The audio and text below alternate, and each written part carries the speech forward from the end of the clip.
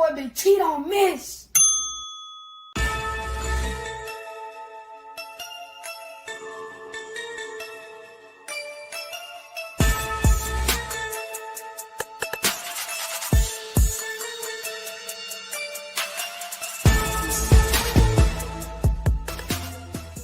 Bang, bang, bang, boy, shit break. On the hard thing, out of Alabama, you can add niggas say.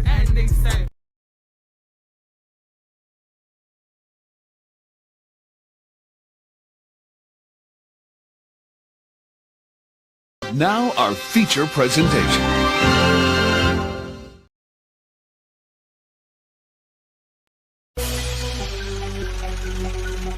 Yo.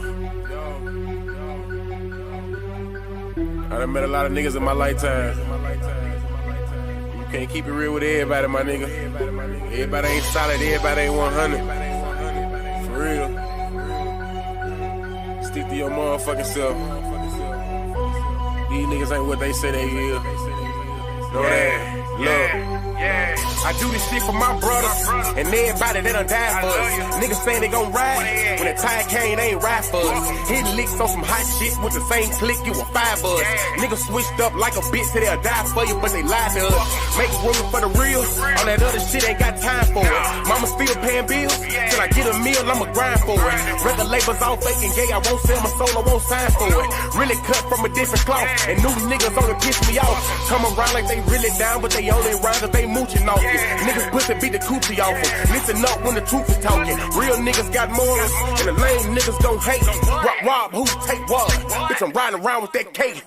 Riding around with that long K. Fuck a Draco, yeah, it's wartime. We ain't doing no drive-bys. If you try mine, we knocking doors down. I ain't saying I'm the biggest nothing, but if we got a problem, I'ma handle that. Loud talk and get crunny smacked. Turn this fat ass to a punching bag. Niggas saying it's on go when they see a nigga. Well, bitch, I'm a lunching pad. Hot shit for you fuck niggas. All love for the real niggas. Even if a nigga went blind and got paralyzed, I wouldn't feel niggas. See the pain in my city eyes that they traumatized and they still getting it. Forever smoke on Mac bands. Long live smoking bean. But most of all, the one that hurt the most, goddamn nigga to the king. Wake me up, I know it's all a dream, but this real life and I'm stating facts. If I said it, nigga, then I meant it, nigga. If it's out my mouth, I won't take it back. Rap niggas know what's going on. I'm the hottest shit since Tupac. I'm in Tupac and I'm too hot. Nigga, you not, I'm a fuse box. Yeah, nigga, I control shit. Y'all ain't better than my old shit. Tell them folks on no shit, on oh shit, this bullshit. I done kept it too real, but never got it in return. It's fucked up how we live. Well, I guess it's what I gotta learn. And they ain't saying that I'm perfect, cause everybody got flaws. And they say the real in the graveyard or they locked up behind walls. The closer homie can be your biggest hater, they ain't trusting shit, not at all. They laugh at you when you fall, get mad at you when you ball. They come around like they really down, but them niggas sour cut them off. Stand alone on your own team, be a grown man, that's a boss. I'm only here to get it real.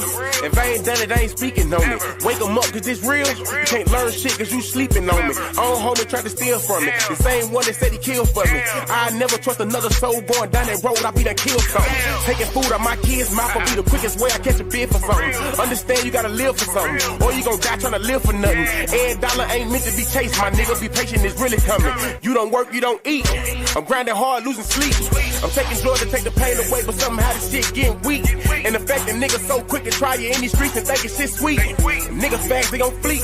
In the meantime, I found my own grind, I got my own shine, and I spend my money on my own time. Bitch, I done kept it too real, but never got it in return. It's fucked up how we live. Well, I guess it's what I gotta learn. And they ain't saying that I'm perfect, cause everybody got flaws. And they say the real in the graveyard or they locked up behind walls. The closer homie can be your biggest hater, they ain't trusting shit, not at all. They laugh at you when you fall, get mad at you when you ball. They come around like they really down, but them niggas sour cut them off. Stand alone on your own team, be a grown man, that's a boss.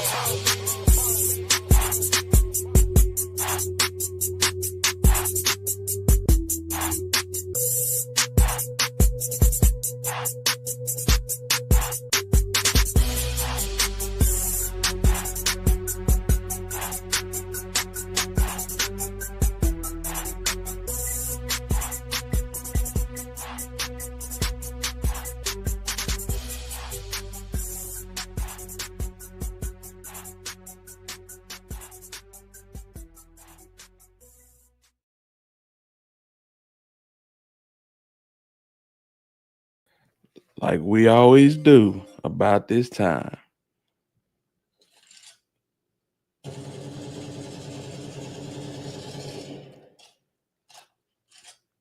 This is your boy, the Alabama Hitter, and you are now tuned in to Hit Squad TV. First and foremost, hit that like button, hit the subscribe button, hit the bell on the side to be notified on each and every time we decide to slide. And fam, we got some news tonight. Salute to everybody that's in the building early, man. Detroit Cam, what up, though? Divine Black Rose, salute to you. Kenny Adams, what's the word, fam? Yeah, we gotta touch on a couple things, man. We gotta touch on a couple of things. You know what I'm saying? This is crazy work. We got yeah, we got Donald Trump commuting the sentence of Larry Hoover. Yeah, man. It's crazy. I never thought I'd see today. Did anybody just move any type of direction on that? But it happened today. It happened today. And we're gonna talk about it. We got Finesse Two Times, you know, a blogger out of the Houston area says that Finesse Two Times got his Bentley Re-poed and he got receipts. He got receipts. We gonna tap in on that, man, and basically we're gonna have some fun tonight. We're gonna recap the Diddy trial. I think it's day 11. You know what I'm saying? And just rock out with me. We're gonna have you know what I'm saying? We're gonna vibe, twin. You know how we do. So yeah, man. We just gonna have a little fun, man, and cut up a little bit. Don't get too loose, cause you know how y'all get. You know how y'all get from time to time. But we're gonna have some fun. We not gonna we ain't gonna cut up like this.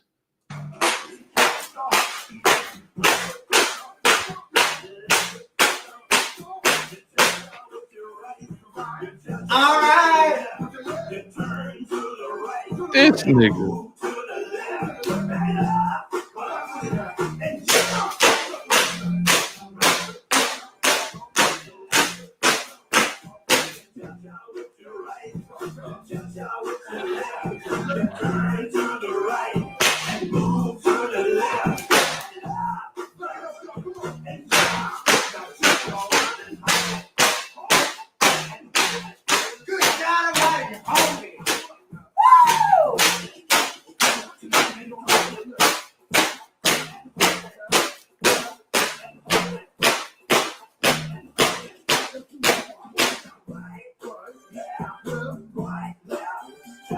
Man, listen. All right.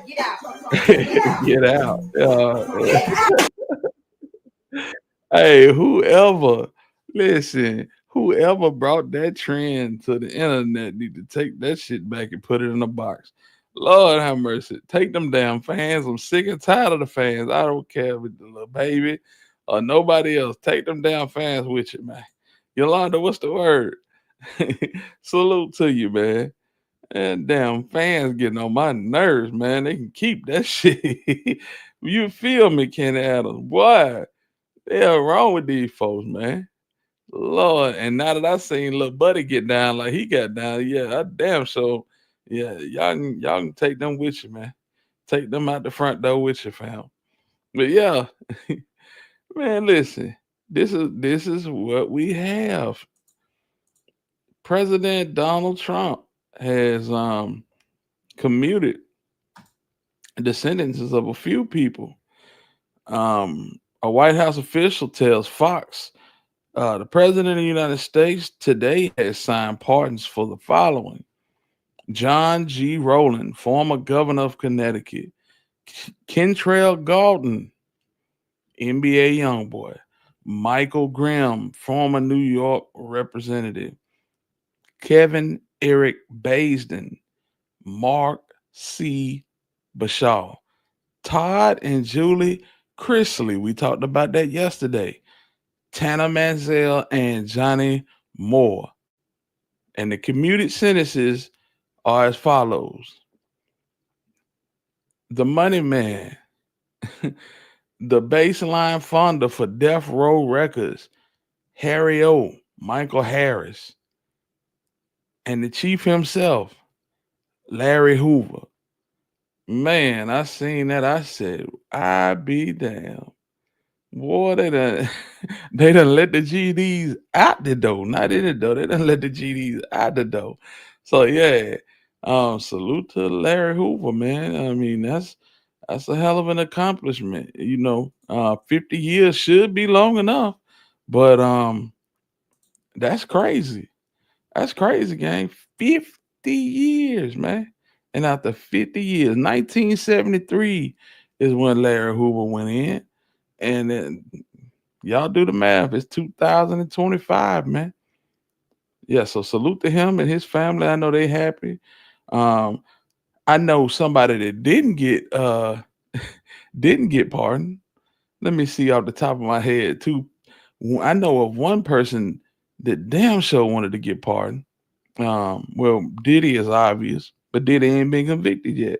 The next one is Boosie Badass. Boosie Badass was campaigning hard as hell to get pardoned, and as y'all see, it didn't happen. But let's tap in with Chicago and see what they got going on about Larry Hoover, fam. To you, I'm Ben Bradley. And I'm Lourdes Duarte. We do begin the 4 o'clock news here with some breaking news. President Trump is commuting the sentence of Larry Hoover, co-founder of the notorious Chicago street gang Gangster Disciples. The 74-year-old has been seeking early release from 6 life sentences for murder, conspiracy, extortion. He was even accused of continuing to give orders to the gang from behind bars. Hoover is still facing sentencing on state charges. He claims he's a changed man since he went to prison back in 1997.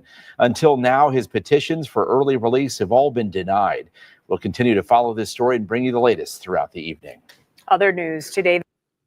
Yeah. let's check in with this one right here right quick. Because they said I want to see how the city of Chicago reacts to this, because it's a little bit more that we got to talk about. J Rail, what's up with it, home? Salute to you, big homie. You already know what it is. Let's see here. That's not what I want to watch. That's not what I'm looking for.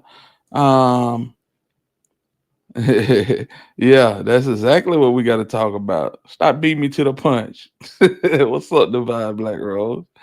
The former lead prosecutor in Larry Hoover's federal case, reacting this afternoon with disappointment, telling us there are just some offenders and crimes that are not deserving of clemency, and Hoover falls in that category. But this afternoon, President Trump disagreeing, commuting Hoover's 6 life sentences on federal convictions to time served.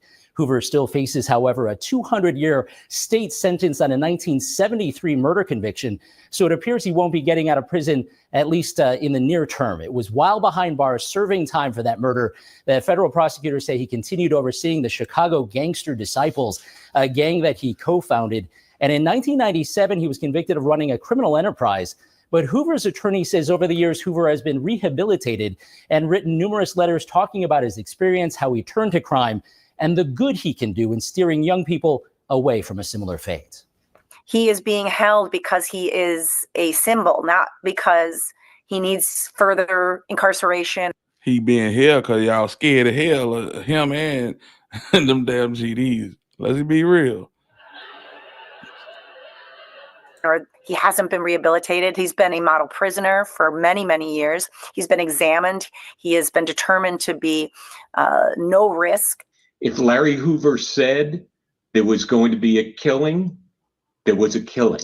If Larry Hoover said there was going to be a beating, there was a beating. If Larry Hoover said there was going to be a drug deal, there was a drug deal. Hoover's case has drawn the attention of a number of advocates and public figures, including Chance the Rapper and Kanye West.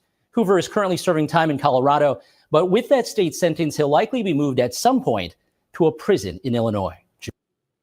So, not so fast, my friend, because what they doing, they taking the Fed time off. They taking the Fed time off, but that state time still remains. And that state time, y'all got to know Chicago back in them days was dirty as hell. They gave this man not 50, not 100, not 150, 200 years. Yeah, ain't no way he gonna be able to do all of that. So basically, he moving from the feds to the state. And in Illinois. That's gonna be very interesting. That's gonna be very interesting to see how that unfolds. But yes, the chief has been let go. He'll be transferring from Colorado probably sometime this week. Chevy Blue, my dog, you the main one I want to see, man. Y'all bear with me for a second. Let me get Chevy Blue right, man. Chevy Blue, what's up with it, big homie? I wanted to do this for you, man. Yeah, man. So when I set super chat goals, basically, if anybody donates $20 or higher, they automatically become a mod because it's obvious that they see the vision that we trying to move forward with here on Hit Squad TV.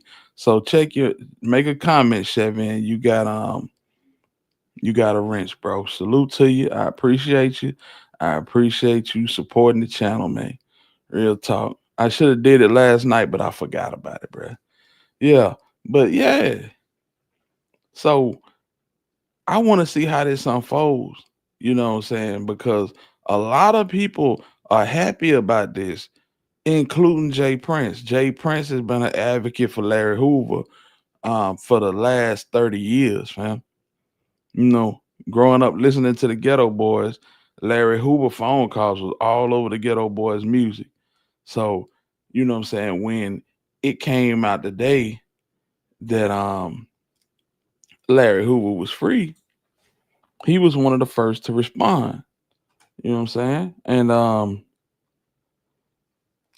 it just makes one think, what's really going on with this? Is he free or is he not free? I don't think he is. But the people that should be in the know, they should know. You know? So Jay Prince basically said, thank you to President real Donald Trump and the angel from heaven, my sister, Alice Marie Free, for allowing the creator to work through you. We are deeply grateful to the president for doing what no other president would, freeing and pardoning our brother, Larry Hoover. In his own words, never stop swinging. To my brother, Justin A. Moore, Dubin Josh, and everyone who contributed to this journey, thank you. I appreciate you all more than words can express. So, you know, when you see stuff like that, you know, that's to me, that leads one to believe that he coming home. You see what I'm saying? But you just heard what the news reporter said. That don't touch Illinois. And so he being transferred to Illinois. You feel me? So we got to just see what happens with this. Lil T, salute to you. Mr. Parker, salute, man. He said that man should have been free. What's good, hitter? Ain't nothing, bro. I can't call it, man. We just sitting here going over a little content, man. Alethea said federal charges, pardon, but can't do that with state charges. So yeah, that's the hang up with me. That's the hang up. So his co-defendant had his commuted by Biden in January. It doesn't mean what they think. It's not a pardon. So that's what I'm saying. Everybody is celebrating and, you know, popping bottles and whatnot. But I mean, it's right there in black and white. Bruh still got state time. He still got state time. And I don't know. Feds always overrule state. But in this case, you know, so how does that work? Yeah, you know what I'm saying? Aaron's way said, correct me if I'm wrong. Correct you if you're wrong on what, Aaron? Let me know something. Yeah, man. But either way it go, that's a victory for Larry Hoover. That's definitely a victory for Larry Hoover. Yeah, exactly, bro. That's what I'm saying. This is what I'm saying. You know what I'm saying? So basically, when you just say just say that you got a lot going on. You in these streets, you bouncing and turning, you pulling jugs, running plays and whatever. And you feel me? Um the state want to come down on you.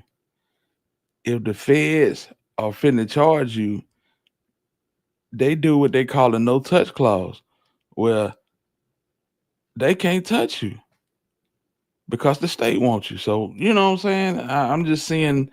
I'm trying to figure out what's the reverse of that. Divine Black Rose say he still owe the state 150. Yeah, I mean that's what it's looking like. Javette, what's going on? Salute to you. That's what it's looking like. Y'all hit the like button, man, as we go through this content. But either way it worked, I guess they still at work trying to get things sorted out for Larry Hoover. So hopefully they can get him back home. But I mean, don't really look too promising, do it. Even with them commuting this time right here. So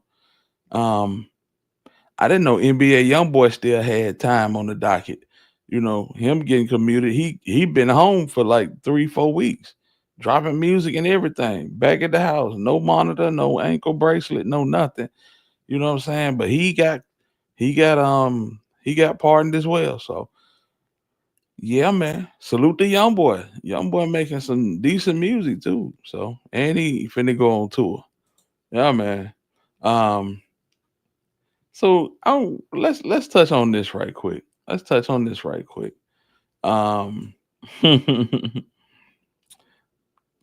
blogger from Houston called Triller Too Legit, very outspoken. And as you can see in this post right here, Triller says Finesse Two Times gets Re-poed.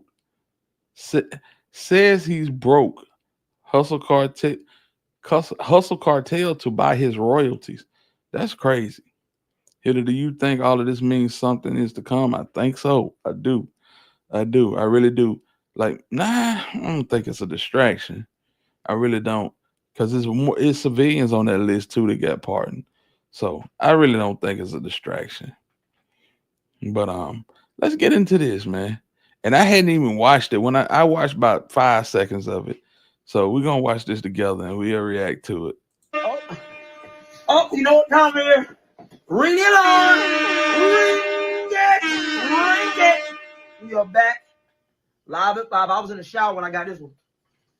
This message is brought to you by the good people of Hustle Cartel Gaming and Hot Boy Gaming.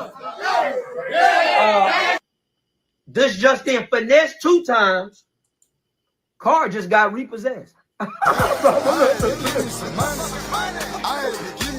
it along. Now, I got. That's a car too. That's the same car that him and Boo Dirty was sitting in the game recognized game video and everything. But let's let him keep going. $5,000 I can let you borrow on cash right now. Ain't got no more money. Just got 5. And let's see if we can work a deal with the car lot. See if we can get your shit back. You know what I'm saying? We gonna get Sugar. My nigga DC got a strip club, Pink House. You know DC, you be up there. We gonna see if we can get Sugar. Get her up in there because she fine as a motherfucker now. We know your prices on your shows done went down to like 7,000, 5. You taking anything. Taking it, you back to selling bowls and shit. But hit me, bro. I got it on. I'm putting it in the bank. Get you some Cash App going, an Apple Pay. Hey, we love you, Finesse. We fuck with you tough. We fuck with you. Your music, you know what I'm saying? Back in and all that. You know, you had allegations getting your ass ate and shit like that. But your homegirl, Erica Banks, she doing a stripper tour right now. You thinking about doing that? You kind of got the hips. You thinking about if you, I manage. I manage strippers. You know what I'm saying? If you need help with that, I'll get you there. You dig what I'm saying? It's all love over here. You know what we went through before a couple months ago? That's all in the wind. We can do business. First things first, we need to go get this motherfucking car back. I love you, bro.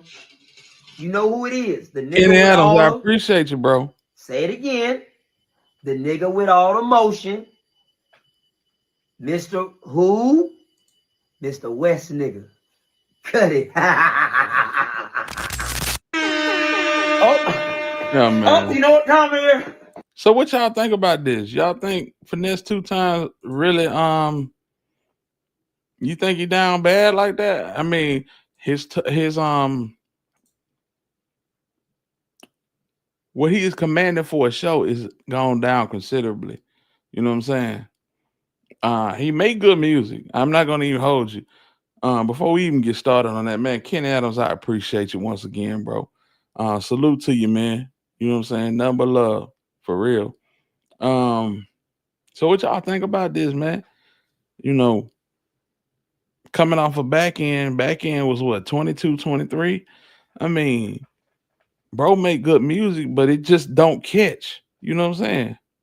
Don't nothing really stick out no more. So, and then people just don't like Finesse Two Times. If we gonna keep it a whole stack, nigga just don't like Finesse Two Times, bro. You feel me? So it's like the concert money going down. You know, he went from arenas to doing, you know what I'm saying, clubs. It's a whole just not a progression, but a digressing. You know what I'm saying? By Capricorn, what's going on with it? Salute to you. So he trolling, I can't take him serious. Hey, that was his call on that flatbed though, and I don't really take too much of what this dude say serious because he have a slanted point of view. You know what I'm saying? But I had to bring this one to y'all. You know what I'm saying? I had to bring this one when I seen the little video of his car being toted out the neighborhood on the flatbed. Yeah, that's different. I know they ain't going to fix the radiator. That's a damn Bentley. You feel me? That's what it is. I couldn't put my finger on it. To me, niggas do not like Two Time, bro. Niggas do not like Finesse Two Time. He come across as just, just weird. All the weird stuff he do. And after he had them boys jump his brother, subconsciously, I don't think none of us respect that, bro. You feel me? I feel like subconsciously, don't none of us respect that. Baller Rise, what's going on, bro? Salute to you, man. Yes, indeed. Lil Debo is agitating, and Hustle Cartel agitates me with this zestiness. Yeah, he's super zesty, and he don't even be trying to hide it. He don't even be trying to hide it, fam. Yeah, but yeah, I just wanted to bring y'all that, bro. Bro said he got a video of them towing his shit up out the neighborhood, and we know that's the neighborhood. That's the same neighborhood him and Sugar and the little baby was taking pictures and before he went to the feds for a weekend. You know what I'm saying? So yeah, it's crazy. It's crazy, man. Oh yeah.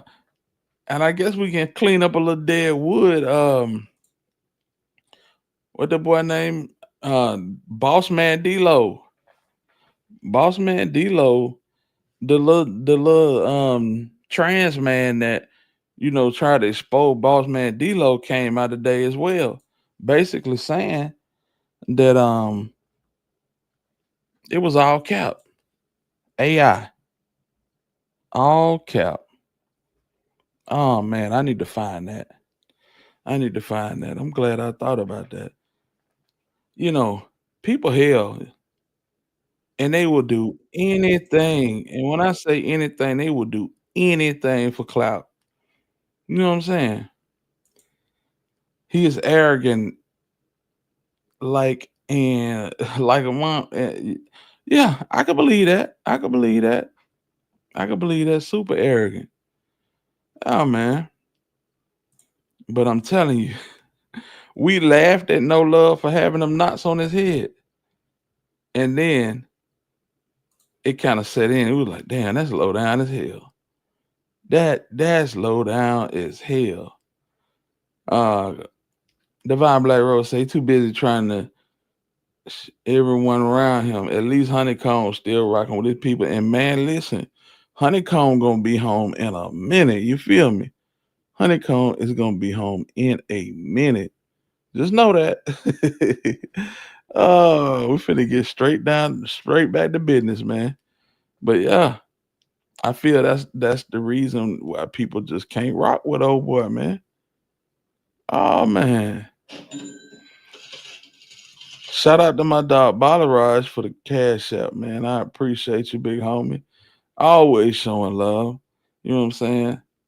I appreciate you. Real talk. Now let's get down to this boss man DLO situation, y'all. Cause this is crazy, man. People will do anything to get like 15 minutes worth of fame, man. Y'all check this out. To address the Bossman situation. Bossman DLO never messaged me. It was AI. It was edited. It was photoshopped. I did everything good with the video of him texting me because my homegirl, it was my homegirl's phone. He messaged a real female. She's a popular influencer that I hang out with. So I made it seem like he messaged me, but he never really messaged me. And I made a fake thread of me texting myself back. I know it sounds crazy and I just did all this stuff on the internet for attention, but a bitch was bored. And I thought it was funny, but now I know it's not funny because I'm really fucking with this man's career and his money. I'm sorry, you guys. Y'all can bash me. Y'all can hate me. I really don't give a fuck. I'm ready this one more time. And we're going to talk about it, man. To address the Bossman situation. Bossman DLO never messaged me. It was AI. It was edited. It was photoshopped. I did everything good with the video of him texting me because my homegirl, it was my homegirl's phone.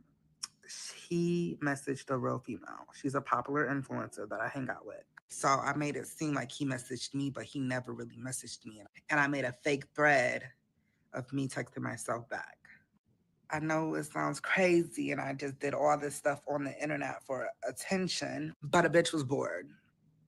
And I thought it was funny, but now I know it's not funny because I'm really fucking with this man's career and his money.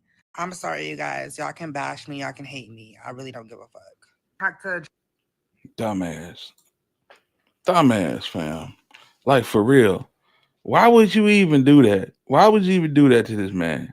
You know what I'm saying? And to boss man DLO credit, he didn't respond to it. You know what I'm saying? He said a little something, but it wasn't nothing that, you know what I'm saying, was noteworthy. And then people be wondering why them folk be getting hands and feet put on them. You know what I'm saying? And I'm not condoning that, but fam, stop fucking with people, man. Stop fucking with people. You know what I'm saying? That shit went viral. Fam. And that man got to deal with it. Folk looking at him crazy. Yeah, you messing with this man money. Like, for real. That's crazy. That's crazy as hell, man. So I don't agree with that. You know what I'm saying? And you know me. Bring charges on these motherfuckers. Do something. Something need to be done. You know what I'm saying? But just wanted to let y'all know, boss man DLO, all right.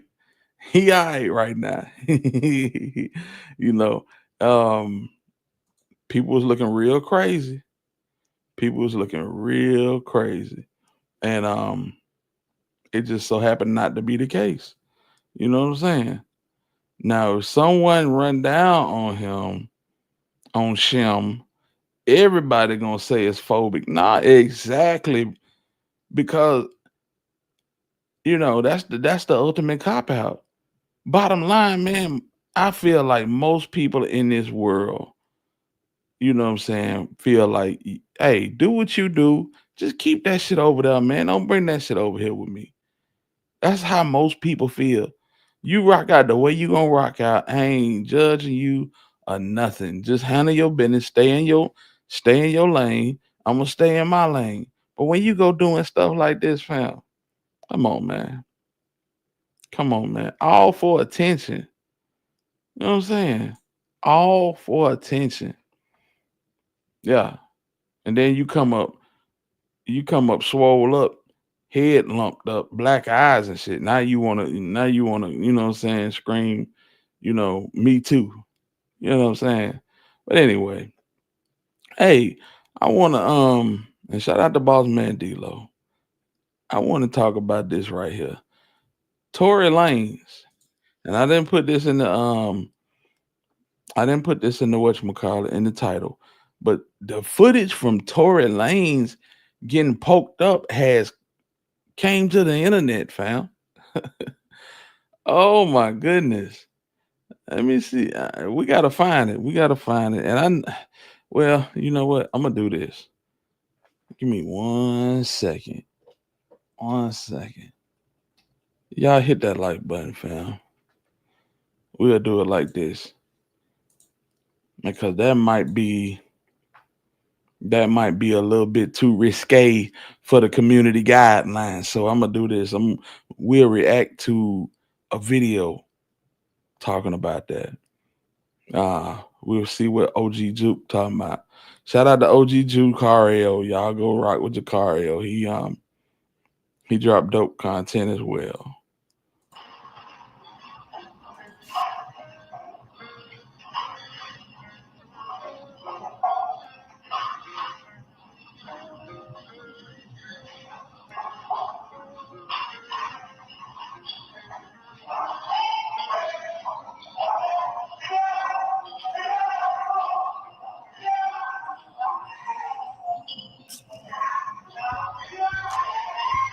Damn.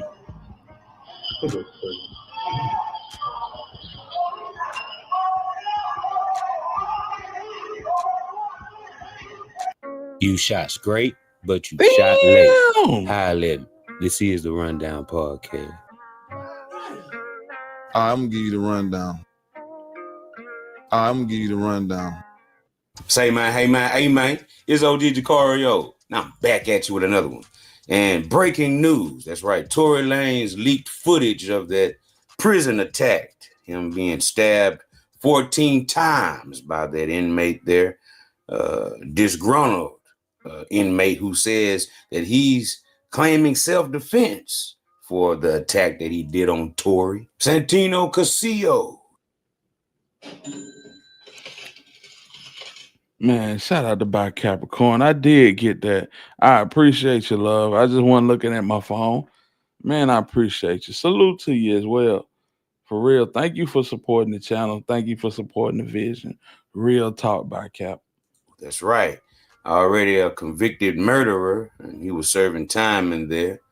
Same Tehachapi prison that Tory Lanez is serving out his 10-year sentence at. And just so happened that it was all kind of reports, conflicted reports, rumors, right? Everybody had this to say and that to say about what happened. And even an inmate called in from the Tehachapi prison, right, to give a so-called interview about the real story about what happened. But now that we see the footage, some of what this guy says in this audio, this inmate is claiming that this the real story, and Tory was coughing up blood and right screaming for help. Well, he was screaming for help, but we seen Tory jump up and also run back down the stairs, right, to go get help.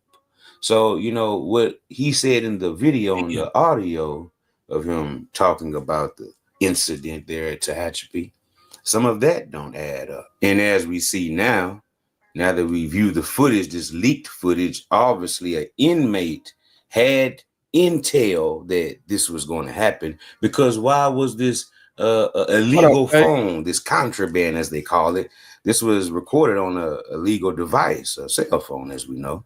And why was that cell phone from this unknown inmate? Maybe it was this same inmate, right, who called in and made these allegations of this is what happened, okay, that we hear on the audio there. And if, just in case y'all don't know, that footage sold for thousands of dollars. I want to say upwards of $40,000. Man, TMZ, boy, they got that bread over there. Yeah. Somebody tried to sell it to academics at first, and he was like, nah, I don't know about that because I don't know how clear it is. It's clear enough, but it ain't $40,000 clear. You know what I'm saying? For 40,000, we need it in 4K. You feel me? And did he record this video of his homeboy who told him, he says in the audio, Santino told him that he was going to attack Tory because Tory had been talking shit, right? And he was basically making it seem as if he was going to stand right there and, you know, stand guard and nobody was going to jump in. And we don't see no Mexican. Well, I don't see a Mexican in the background standing around. I just seen two black brothers. One brother when it first starts off, and you also see, I'm assuming that's Tory Lanez in the first seconds of the video when it starts, he walks over. It seems like to Casillo's cell for some reason. And you can see this inmate walking up, getting ready to go down the stairs as it begins. He's putting on his shirt, okay? So the individual that we see walking over to the cell and he's reaching up at the top of the door for something, okay? I think that's Tory right there. And he walks back into his cell. And then look at the mirror. Look at the mirror squad. Ain't that an officer? What the hell was the officer doing when all this was going down, fam? That's crazy. Boy, I tell you.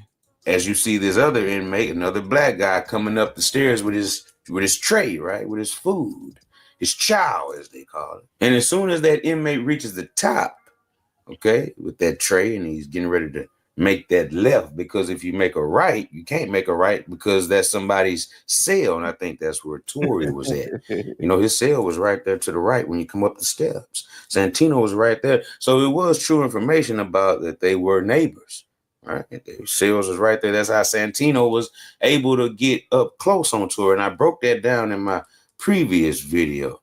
But we're going to check out the audio, right? That this inmate, this Hispanic guy, called his relative, said this is the real story, but we don't see him nowhere in the footage, okay? Even though the footage is grainy. But, you know, as that inmate reached, you know, the top of that stairway with his tray and made that left, that's when you see the shadow of Santino obviously pop out, and Tory Lanez, you know, getting stabbed and jabbed up by Essay, right? I'm talking about he's swinging wild with it too. He coming from back here like Sean Kim. You know what I'm talking about? Yeah, man. So, but luckily, you know, Tory Lanez survived that attack, and we see him jump up and run down the stairs. So it wasn't like he was just sitting there gurgling and gargling, spitting up blood like, you know, the essay claimed. So let's check this audio out. Run it. Prepaid call from an incarcerated individual at the California Correctional Institution, Tehachapi, California. This call and your telephone number will be monitored and recorded. You have a prepaid call. You will not be charged for this call. To accept this call, say or dial 5 now. Thank you for using Global Tel Link. They had Nipsey Hussle footage first too. They always getting this footage, fam. Are you hear me? So look, this is what really happened, right? So basically, we wake up early in the morning, right? For bloodline, damn, my door opens, right? And I walk out, and the homie's right there standing there, and he calls me over, and he's like, "Savage, come here." And I'm like, "What's up?" And he's like, "Bro, I'm about to get this." And I was like, "Who?" He's like, "Tory." I was like, "For what?" And he's like, "This what keeps on talking." And I already told him, I don't play like that, bro. I'm going to get you if you don't talk. So then I was like, all right, don't trip. I'm right here. So then all of a sudden, that fool's door opens, that fool comes out, and then that fool runs up on him, and that fool starts stabbing that fool. But you can just tell that fool got his lungs punctured because when he was laying on the ground, he's right there yelling, "Help, please, stop, help." and you can just hear him breathing like, you see him popping up blood and some more. But it's just crazy, all these little stories going around that aren't even true, talking about there's going to be retaliation and some more shit, because if there was retaliation, it would have happened right there, you know what I'm saying? One of the black they try to hop up, and I told him, bro, you better sit down, bro, because if you hop up and get involved, you all know all the messages that are going to jump, and it's going to be bad for you, bro. And you don't owe no money. How does a millionaire owe money in prison? That's you know what I'm saying? And there was Hey, buddy talking crazy. He said one of the blacks jumped up, but they told him you don't want these problems. They said all the blacks, what he said, all the Mexicans, you don't want those problems, bro. That's crazy. Everybody be searching for clout, even behind the wall, bro. This shit is sad. no visits that day, so how the f- is there going to be some visit? I mean, I don't know if that really happened, but I know that day the homie didn't tell me nothing about this boy talking about my picture. He got in my visits, none of that. You know what I'm saying? But that's what really happened. You feel me? I was right there. I'm a porter. I had to clean up his blood right there, mopping up all that fool's blood. I thought that fool died, but I guess not. But it's just crazy, all these little crazy stories that are going around that aren't even true. But that's really what happened from someone that was right there, seeing the whole watched it happen. You know what I'm saying? Now, you see what I'm saying? As you heard, some of the details just don't add up. When did they have this conversation about, What y'all think? Y'all think Rock Nation put a play together? Somebody put a play together to get Tory Lanez up out of here. And Tory Lanez just stubborn enough not to die. You feel me? Tory Lanez just stubborn enough not to die. You know what I'm saying? I feel like, I don't think it was nothing that happened in there. I think it was a play put together. Somebody want Tory Lanez out the way, man. And they are not in that facility. Yeah, exactly. Somebody sent the hit, man. Come on now. Let's keep it a buck now. that Santino was gonna, do something to Tory for talking shit. So this inmate is claiming that he had a conversation. Maybe it occurred early that morning, right? And maybe since he had the information that Santino was gonna attack Tory, right? This inmate who called in with this audio, right, of the real story, already had a device to record the incident happening. And maybe this is the visual that we're seeing. So, that's just my opinion, because it's very odd that, he placed himself, basically in the visual of the area during the attack, but we don't see him visually during the attack of Tory. We only see, Santino with the knife, as they allege is him. And he's claiming now self-defense. So yeah, he's basically saying, yeah, that was me that attacked him, right? And it's because I heard Tory say he had a hit out on me. But Tory was claiming that he heard that Santino had a hit out on him. Put a bag on his head and all this here. And then Yeah, he said Santino had a hit first, and Tory went and doubled the hit. Whatever he paying y'all to come get me, I'm gonna pay y'all double to go get him. You know what I'm saying? That type of shit. even had Tory rapping about it, during the time he would, be recording there at the prison, I guess over the phone or however he had. And Tory has since been transferred to medium security prison. A little bit less violent offenders. You know what I'm saying? They transferred it. They couldn't keep him in there. Not after that. Not after that. If he was a regular if he was a regular person, they probably would and wouldn't even bat an eye about it.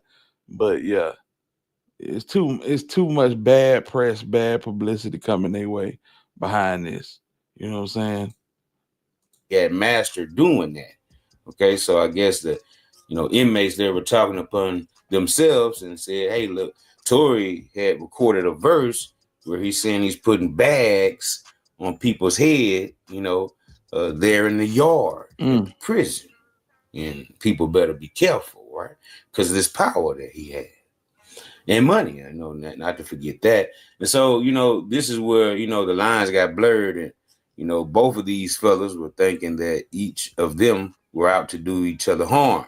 Now, many of those assumptions would turn out to be true, right? The speculation that many had because of the lyrics that Tory was writing and recording in that prison, putting bags on people's heads there at the prison. Sent me to prison and all that it taught me is if it go down how to stab the shit out you. Tommies and buckets, the knives, the thumpers, the locking the socks, to crack the shit out you. I call a shot on the yard, you a problem. My son out there hitting cash out the shit out you. Standing on business is standing on business. JP the killers is stand on the witness. COs are hating, they banning my business. Okay, so when TMZ, you know, they interviewed Santino, he says that, you know, he heard through the prison grapevine that Lanez was planning to attack him and had put a bounty on his head, a bag.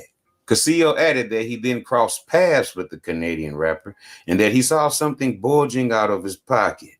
Now, hold on.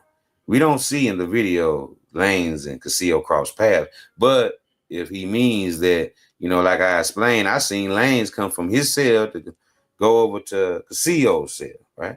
He was reaching at the top of Castillo's door there for some reason. So is that what he means by crossing paths? And he's seen that Tory already had the banger on him? Maybe so.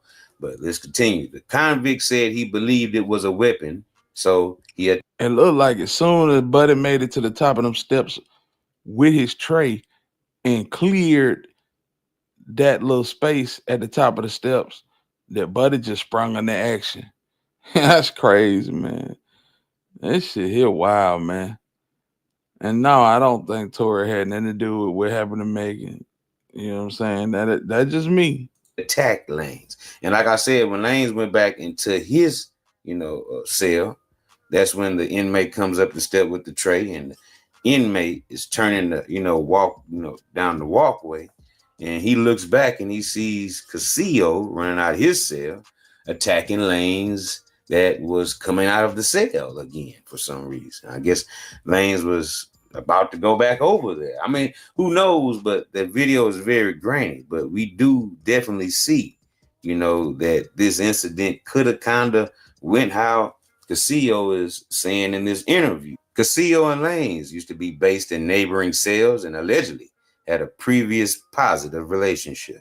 So, you know, like I explained in my previous video about this whole incident, they said that Lanez had, you know, bought everybody Christmas commissary and things of that nature. He was, you know, helping guys get in this program that he developed to help them beat their cases if they have been, you know, wrongly accused and prosecuted in prison.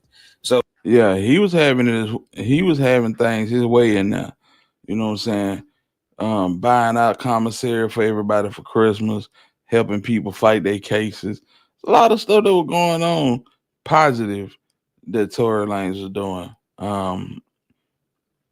But I do think this was a hit.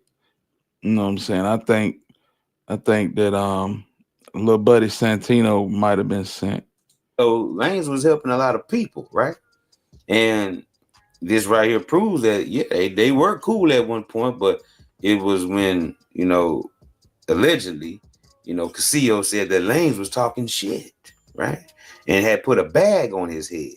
How did that happen? Well, maybe we'll find out. Now, it continues on to say that it is not known what led to the breakdown in their relationship, while Castillo also claims to have been stabbed during the melee himself, right? So the one that was doing the stabbing, Castillo, is claiming that he also was stabbed, you know, in that incident, because they never said that Tory was found with a banger, you know, a shank on him. You know, I don't even think they found the one that Castillo had on him. Did he end up having a weapon on him? I mean, obviously I got a stab mark on my leg. So that's going to the hole. I mean, they didn't find no weapons either. I don't understand that one. But okay, so no weapons were found from him, only from you. No weapon was mine. The weapon I was using wasn't found either. Man, listen. He said that Tory hit him in the leg, but the thing about it is, we just seen that video. I ain't see Tory on the offense. I didn't see Tory on the offensive at all. You know what I'm saying? So I don't know, but it was swinging so wild, he might have caught himself. You know what I'm saying? He absolutely could have caught himself. Cause Tory, man, y'all seen that? I know the one. Tory was not on the offensive at all. That was crazy. There was no one inside. Where'd it go? That's what in the video it showed me putting it on the floor. That's what they were asking me. I don't know. Nobody was around. It was just me and him on the chair. There wasn't no table. Nobody was standing next to us. It was just me and him. Now, the article I just read was a brief synopsis, a summary, right? A lightweight version, edited version, right?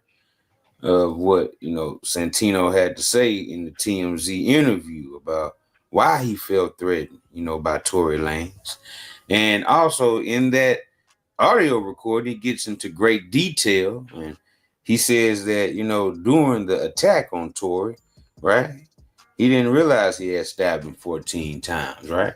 He said he felt threatened because Tory had came into his cell and showed him a knife, okay? This is what Santino claims. And says that after they so-called squashed their beef, here comes Tory showing him this knife. And, Santino said he felt threatened by that. And that's when he attacked Lanez. And he says that during that attack, he picked up Lanez. He wasn't trying to kill him. He said he just wanted to know. He said, "Look at me, mother." Right? Said he wanted to get the satisfaction out of Lanez looking him, eye to eye. Hey, I did this to you, man. Yeah, I told you to stop fucking around. I look at you. You done found out. Damn. And then he said he kicked Lanez in the ass and sent him on his way before Lanez bailed down those steps, bloody and screaming help. And who saved him? I let him go. I picked him up. I told him, look at me. He looked at me, and then I just slammed him on the floor and kind of kicked the back of his butt with my foot, pushed him, let him run away. And then at the end of the interview, he kind of chuckles and says, well, he knows. He knows what happened. Wow. Check it out. Run it. And did he run away, or did he crawl away, or how did he get away? He ran, screaming. He knows. He knows.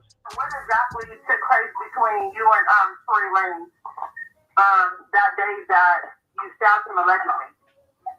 Okay. That day, nothing was took place that day. Everything led up to that day, but that day I agree. I just I agree about that. The child, good morning. I told him what's up. Give him a little fist bump, ask him if everything is good. We had a little situation the night before and the day before. So what was the situation the night before and the day before? So I heard some rumors that he was trying to put money on my head. He felt uncomfortable living next to me. Said I was a threat. So I confronted him. And then I found out the same thing. He said he tried to put money on my head, so he said I put money on his head. So that was a discussion or whatever. So the next morning, that night, he said some shit. Okay. So the next morning, I came out and see if everything was good. Fist bump, talked to him. He said, yeah, so I was going. I didn't follow it either, by Cap. And when I looked back, instead of going to town, he was walking towards my door. He stood in front of my cell, looked at his voice, no make it look smart. And when he showed me what he had and took it in his pocket, I just rushed him. What did he have in his pocket? I just rushed him. What he showed me looked to me like I believed it could be a weapon at the time. So I rushed him and I just snatched him. I took advantage of him. Weak. I just threw him all over and I just kept slamming him and stabbing him. And were you trying to kill him? No, not at all. But I thought I was a weapon. I thought ready. And when I felt like a sting in my leg, I felt like, oh shit, that's me. So I moved back and I kept stabbing more. And I seen that he threw something, so I was like, oh, this guy. So I just kept going. after he was yelling, hell, screaming, please tell me. I could treat him worse and I tried to protect him and tell him, like, look at me. And then I just let him go. Like, I was saying, like, I'm trying to kill me. What were you guys like? I know why would he pick you out of all people to want to put money on your head? Well, what was the beef exactly about? It was really no beef. He just talked a lot. And I had confronted him a while back about old things to around me. Like, I'll take a fade, nice. Yeah, I did hear about that. That was crazy. That was crazy as hell. Salute to this. Salute to OG Juke, but I ain't trying to hear this dude talk no more. We had already went over that. What I want to get into is this Diddy trial. I really want to get into that. So yeah, oh my God, he's a chomo. Yeah, he actually is a chomo, fam. I read the transcripts what came out in court, not social media. I like proof. And fam, listen, I like I said, y'all, I didn't follow the case. I didn't follow the case at all. So you know what I'm saying? I'm getting information as you know what I'm saying, it comes out now. You know what I'm saying? When it happened, I really wasn't interested. You know what I'm saying? All the Kelsey and all that crap, man. It just didn't interest me. I don't know why, but it didn't. But yeah, let's get into this Diddy case because I want to hear what's going on. And I didn't follow this too tough today, but we're gonna get caught up and brought up to speed, man. You know what I'm saying? Salute to Tory Lanez. Hopefully they can do something to get him out. I doubt it. I doubt it. I think it's gonna be a long road to hoe. These folk ain't studying nothing that the Peterson's talking about. And yeah. And Trump can't even do nothing about that because that's state. So anyway.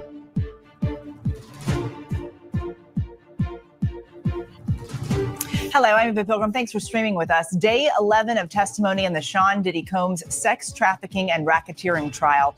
A former stylist for Sean Diddy Combs taking the stand, testifying about the tumultuous relationship between Cassie Ventura and the music mogul, saying he heard Combs call Ventura insulting names and threatened to beat her. The stylist also testified he heard Combs tell Cassie that he wouldn't put her music out, that he would get her parents fired from their jobs, that he would put out sex tapes. Now, earlier today, the judge denying the defense's motion for a mistrial after a Los Angeles Fire Department arson investigator testified that fingerprint evidence from the suspected break-in of rapper Kid Cudi's house was destroyed.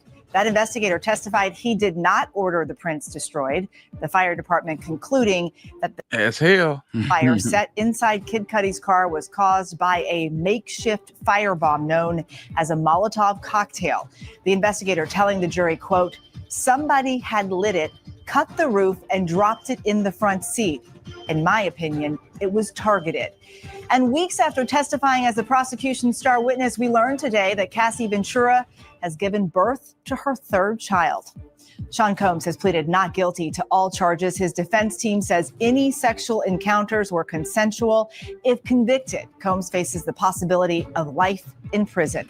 We have our team closely following the case from inside the courtroom, but we begin outside the federal courthouse in Manhattan with Aaron Kotursky, our chief investigative correspondent. Aaron, the trial might be here in New York, but much of today's testimony was about something that happened in Los Angeles. Right in the Hollywood Hills, Eva, when Kid Cudi says his Porsche 911 Cabriolet was torched with a Molotov cocktail. And Lance Jimenez, the LA Fire Department arson investigator who responded, showed the jury pictures of everything that he encountered. The 40-ounce bottle of malt liquor, Old English 800, was the bottle used to make the Molotov cocktail. There was what he described as a fancy handkerchief or some kind of Fire Department arson investigator who responded, showed the jury pictures of everything that he encountered. The 40-ounce bottle of malt liquor, Old English 800, was the bottle used to make the Molotov cocktail. There was what he described as a fancy handkerchief or some kind of cloth used as the wick. Gasoline in the bottle dropped through a slit that was cut in the canvas roof of the sports car. But all of that paled in comparison to the fingerprints that Jimenez revealed had been discovered at Kid Cudi's house. Apparently, Eva, after the earlier break-in at Kid Cudi's house, and remember, there's been testimony that Sean Combs had a bodyguard. But what about the female fingerprints that was on the car as well? We need to find out what that's about. I hear him also saying that Diddy might have had a female to go out there to do that, to throw people off. Hey, come on, man. They blaming everything on Diddy. Shit. I don't know about that. Ended up at Kid Cudi's house after he got upset that Kid Cudi had been dating Cassie Ventura.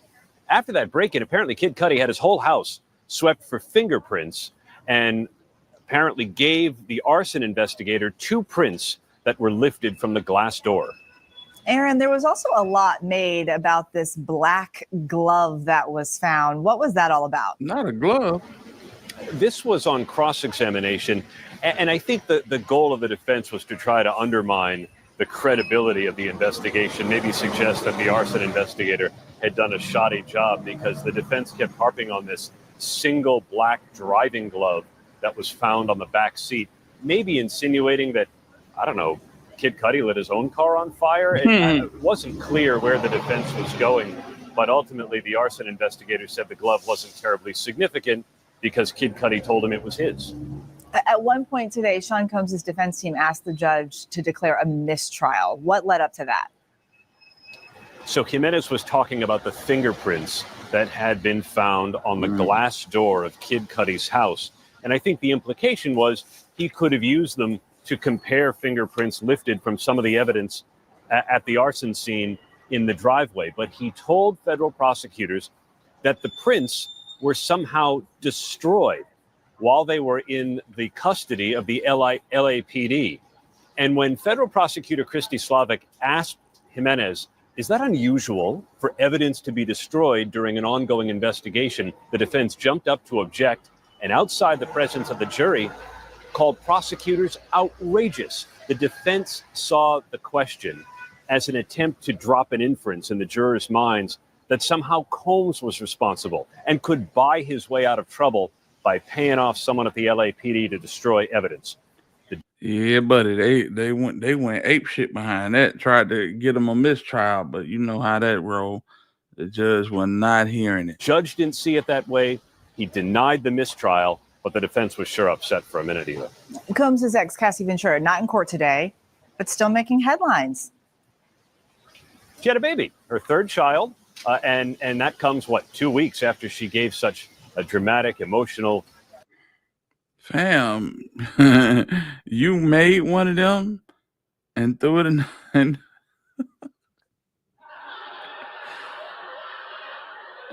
remind me to never make you mad by Capricorn. Disturbing, graphic testimony here in court. In fact, her former stylist, Deontay Nash, ended up saying congratulations from the witness stand. And that was sort of everybody's confirmation that she had the baby. And we don't know any more details than that. But after such a wrenching time on the witness stand, a happier moment for Cassie Ventura and her husband. What were Combs' reaction to today's testimony? Was his family there with him today? 3 sons were there in the row where they'd been sitting. His mother was there. Combs actually seemed like he was in a pretty good mood today. He was laughing quite a lot and consulting with his lawyers, gesturing to people in the audience. Aaron Katursky, thank you so much for being with us. I want to bring in our ABC News legal contributor, Brian Buckmeyer, to break down the testimony that we saw on the witness stand today. Brian, let's get straight into it. So what was your big moment? This dude hate Diddy. I'm talking about unequivocally hate Diddy. of the day? It's got to be the request for the mistrial, but even more so than that, the lead up to it. And now Aaron Katursky did bring it up, but like give you a little bit more context. It was very clear what the government was doing, at least from a defense attorney's eyes, that there were fingerprints found at the home during the arson investigation that was tied to an earlier incident, being the burglary. There's fingerprints on the vehicle, and that these fingerprints had disappeared. The government went in on question after question as to how these fingerprints would be destroyed properly and that the proper process did not actually happen here, and then ultimately suggesting that they were just gone. But the judge said that the prosecution did not go one step further of getting the answer as to whether or not this was unusual, and so application for a mistrial is denied, according to the judge. Okay, there was this LAPD officer who responded to that reported break-in at Kid Cudi's home. Walk us through that investigation. So we've heard about this initial incident when it comes to the alleged burglary, which this law enforcement officer actually put down in his report is a trespass. And now, just for explanation, burglary is trespass plus. So like trespassing to someone's home and stealing inside, or trespassing to someone's home and committing a felony therein. So calling it just a simple trespass suggested that he did not see any evidence of a further crime inside. But he did go inside, ask questions, ask follow-up as to who he should contact. Capricorn Clark was someone he's supposed to follow up with. Cassie Ventura was someone he's supposed to follow up with. But according to him, even though he reached out multiple times, they did not get back to him. And the defense tried to make it seem like he only started reaching out to women after he found there was female DNA on the crime scene, specifically that Molotov cocktail. But that information never really got out through cross-examination, just the insinuation of it. Okay, so that arson investigator, let's talk about him and the evidence that he potentially found. What did he find? A lot. Okay, so we've already... I'm Pilgrim. Thanks for streaming with us. What the government was doing, at least from a defense attorney's eyes, that there were fingerprints found at the home as this container. And hey, man, all these folk guilty, man. You know what I'm saying? They call asking about the fingerprints and more help in the investigation. You know what I'm saying? These folks did not respond. You know what I'm saying? Everybody guilty, fam. The longer we go into this trial, you know, Diddy is a demon. We get it. But these folks, they loved it. They absolutely loved it. They loved every bit of Diddy. Whether, you know what I'm saying, you want to say a Stockholm syndrome or what, these folks loved them some Diddy, and they tried to protect him at all costs, even though he was putting hands, feet, bottles, and bats and some more shit on their head. They absolutely loved him, from Capricorn Clark to Cassie, Gina, all these folks. So, you know what I'm saying? So they trying to prove RICO, but hell, you got to charge them in the RICO too, because people kept coming back. That's just my opinion, though. The bottle of malt liquor that was, you can zoom in, you can really see how much gasoline was still in there that the arson expert said that he can smell, but also tested and confirmed. And then, of course, you have like this silk kind of fabric here that we believe was inside of this Molotov cocktail, fell out, was damaged in many ways. They called it a designer piece of silk, and that's why it kind of fell apart. And we don't see the damage you typically see from a Molotov cocktail that firebombs a place. But these evidence were collected and shown to the jury as to how this investigation rolled out for the arsonist. A designer piece. You put the laws on a high speed by Cap. Wow.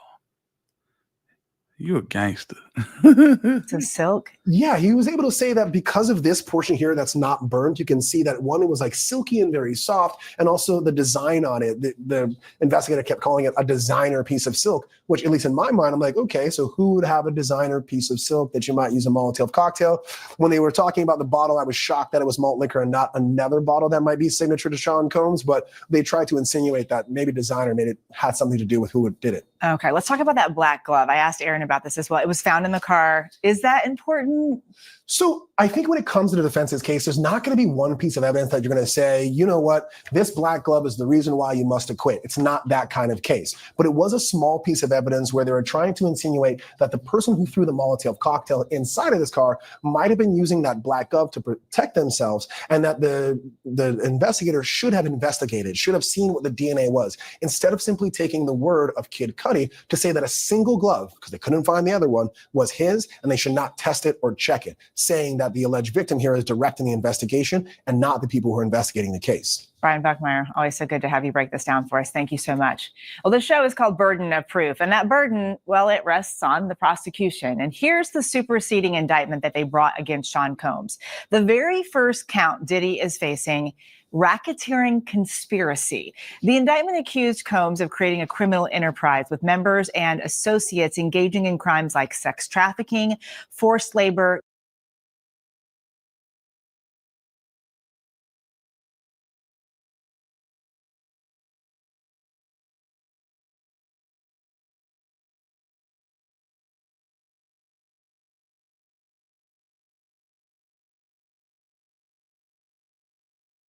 I don't know, y'all. When you think of sex trafficking, you often think about little girls in the back of 18-wheeler, or women in the back of 18-wheeler, or somebody, you know what I'm saying, being kidnapped and held against their will. The trafficking that we see in this case are men traveling to freak offs. Do y'all feel like the jury is gonna see this as sex trafficking? It's going I honestly, just thinking about it, it's gonna be a toss-up with that sex trafficking situation and the racketeering part. Because everybody that, was being sent out to either, do Combs' bidding, they were also helping Cassie. So it's a lot going on in this case. And I think it's just enough to confuse some of these jurors. It's not going to be as clear cut as a lot of people believe. Diddy's cooked. Man, I don't believe that just yet, y'all. I mean, just looking at it, it don't look that way. You got to think about who you got sitting in that jury box and how they feel about it. But we'll see. I don't think it's as cut and dry as a lot of people are saying, man. A lot of people were scared, but as we talked about on last night, Capricorn Clark said she was making way more money at Jive Records than she was making at Bad Boy. And because Diddy said that he wanted her to come back, she came back. She had just been part of one of R. Kelly's albums that did real good, and Diddy said he wanted her to come back. She left Jive and took a $30,000 pay cut to come back to Bad Boy. It's like, she was out of the woods. She was completely out of the woods and doing better for herself than she would have been doing on Bad Boy. But she came back. You see what I'm saying? So that's why when we say they were scared of Diddy, a lot of these people had opportunities to leave. And let me just say this. We hear about all of these freak offs, and we never hear where Cassie emphatically said, no, I don't want to do them. I'm not going to do them. You know what I'm saying? And I'm saying this because people will say, well, she was scared of what would happen if she didn't do them. Fam, she was getting her ass whooped regardless. You know what I'm saying? So, hey, I'd rather take an ass whooping than to have somebody relieve themselves in my mouth. You know what I'm saying? But no time during this trial have we heard that she said, no, I do not want to do this. There may be hints that, she don't want to do them, but she never emphatically said no. And that, when you think about a jury and how a jury gonna react to that, that's something to think about. So the narrative being pushed is that Buddy is a monster, and I agree that he's a monster. But in the same breath, a lot of these people wanted to be in his presence, scared or not. Kidnapping, arson, bribery, and obstruction of justice. But what exactly is racketeering conspiracy? To break it all down for us, I want to bring in Michael Bachner. He's a criminal defense attorney here in New York City who is not involved in this case. Michael, thank you so much for being with us. Okay, so Combs has denied the accusations, pleaded not guilty, but help us understand exactly what he's accused of. What is racketeering conspiracy? Chevy Blue, I appreciate you, big home. Salute to you, man. Yes, indeed. Much love.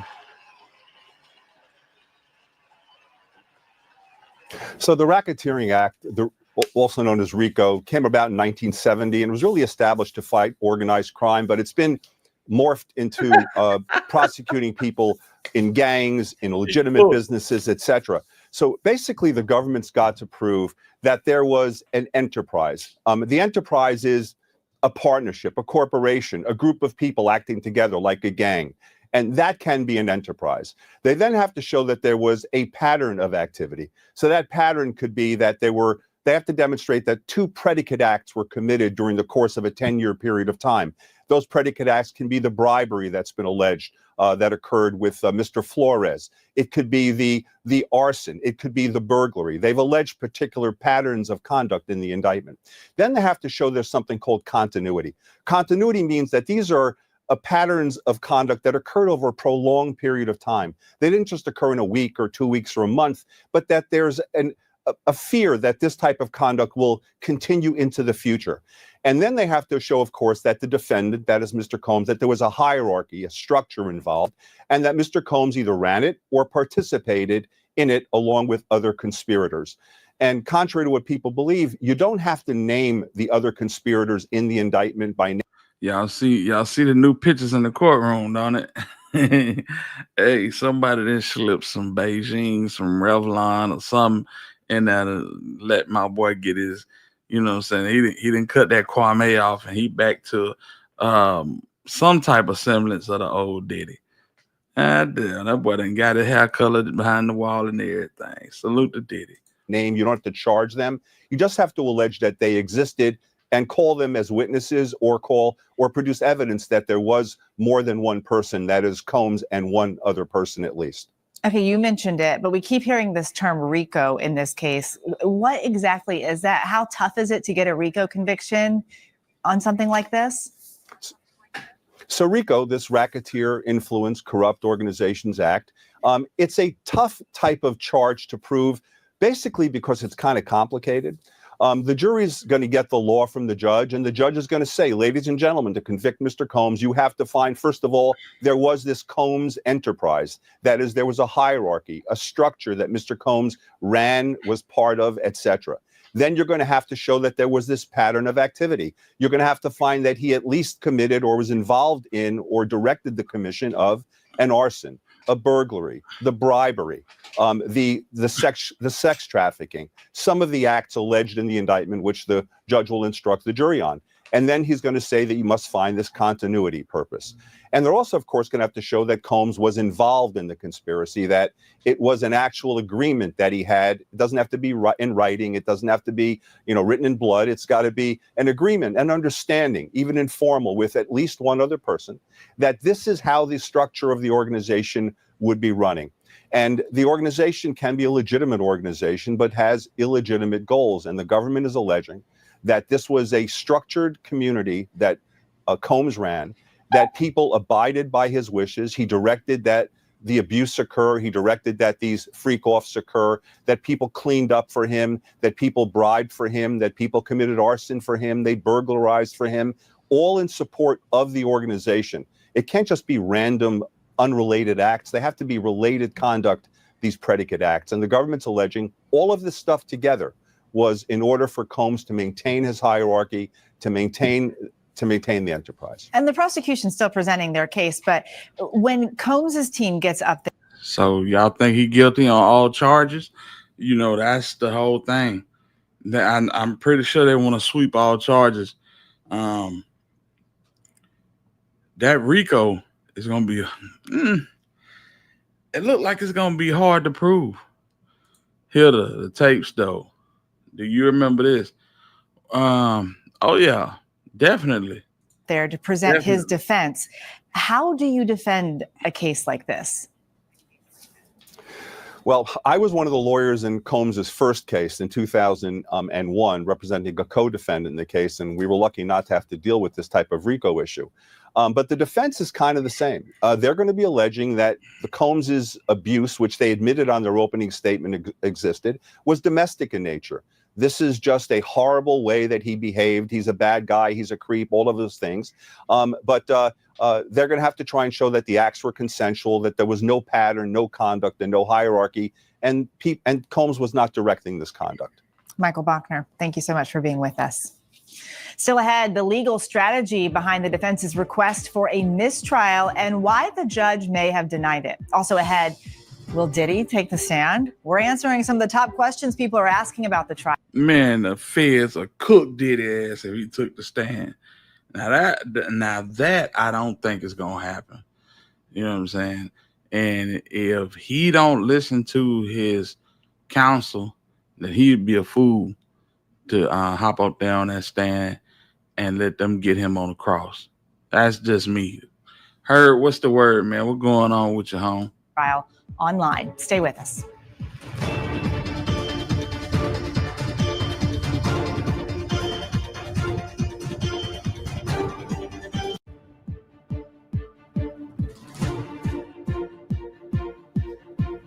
Welcome back to ABC News Live. Day 11 of testimony in the Sean Diddy Combs trial. A celebrity stylist to a Los Angeles Fire Department arson investigator, all taking the stand. Let's get right into breaking down the key legal strategies that we saw playing out in court. Brian Buckmeyer playing the defense, Bernarda Villalona playing prosecutor. Brian, let's start with you. We kind of talked about this a little bit earlier. The fingerprint evidence from the break-in at Kid Cudi's house. It caused a whole thing in court today. Why did that cause such a stir? Because the insinuation that the defense made that the government was attempting to do, that there were fingerprints, clearly no one knew who they connected with, that were on the glass of the Kid Cudi's home, and also that we just heard that there were fingerprints on the Porsche 911. It was insinuated that at some point in time they were going to cross-reference them and see who it was. You know, Sean Combs was accused of burglarizing Kid Cudi's home, and then it got to the point of like, okay, it's destroyed. How do these people get destroyed? And it kept going and going and going to the point it's like, where are you trying to land this plane? And when they got to the point of asking, is it unusual for these to be destroyed? That's when the defense jumped up and said, we can see where you're trying to land this plane, and that's in. He gonna take the stand and implicate Christopher Williams. That's what Nino Brown did. Hey, it's possible. It's possible. Love what I see on the airways, my brother. I appreciate you, big homie. Yeah, we just going through a few things tonight, man. Salute to you. Bycap said, don't want to be called the boss or head of the organization. No, you don't. You don't.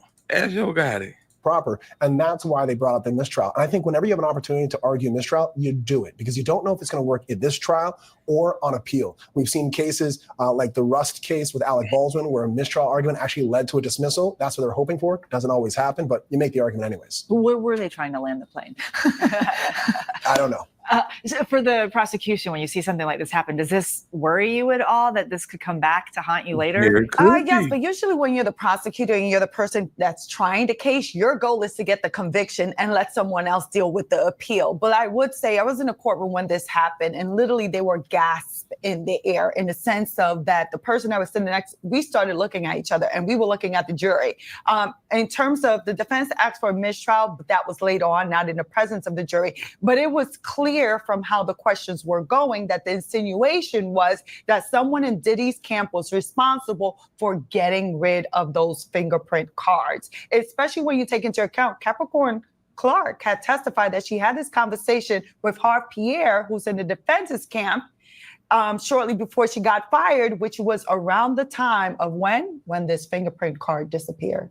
So huge concern for the prosecution. Well, look at that.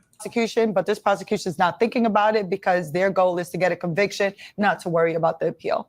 All right. Well, the credibility of the arson investigator also seemed to be something the defense was sort of trying to make an issue today. Why? What was the issue here? Well, this is how it works when it comes to credibility. If you don't have the facts, you argue the law. If you don't have the law or the facts, you argue credibility. And when it comes to this investigation, you're trying to say this investigation was steered by Kid Cudi. There is clearly a black glove inside of that car. It's the crime scene. Why would you not test it? What? Because the person told you not to test it? That's not how law enforcement operates. Now, are you making a mountain out of a molehill? Absolutely. But this is why we put on nice suits and become defense attorneys, because sometimes those mountains do get acquittals. And so you're going to try to get that one person on the jury to be like, you know what? Yeah, they should have checked that glove. And because they did it, I'm not quite sure of this predicate act. And that's how you try to walk your way to an acquittal. Your response? So in terms of the glove, I wasn't concerned about it, because during redirect, the prosecution immediately went and asked this investigator, was like, look, is there a reason why you didn't find that the glove was of importance? And the investigator was like, of course, because the owner of the car said it's my glove. Obviously, he didn't set his own car on fire. How is that obvious unless you test the glove? It's his glove. He's not going to burn his own car, an entire investigation, so it's not relevant to the investigation. Yes, no one's ever burned their own property before in the whole history of America. Okay. All right, let's move on to this next issue. The celebrity stylist that took the stand. He said he heard Combs tell Ventura, quote, he would beat her. If you're the defense, you hear him say that, what are you thinking? I think similar to what we saw in other witnesses, you avoid that conversation and you try to go somewhere else. Because I think when it comes to Deontay Nash, he was a phenomenal witness for the government in trying to show coercion and control and the assault. I mean, when they're talking about Cassie hearing that Sean Combs is downstairs and trying to jump off of a balcony, you try to avoid that and you try to focus on other issues of this case where you're going to try. Yeah, she found out that Diddy was in the house, and she threatened to jump off the balcony and kill herself. That's crazy, man. That's crazy. This whole trial been just nuts. Like I say, man, I cannot wait for this movie to drop, bro. This movie gonna be wild.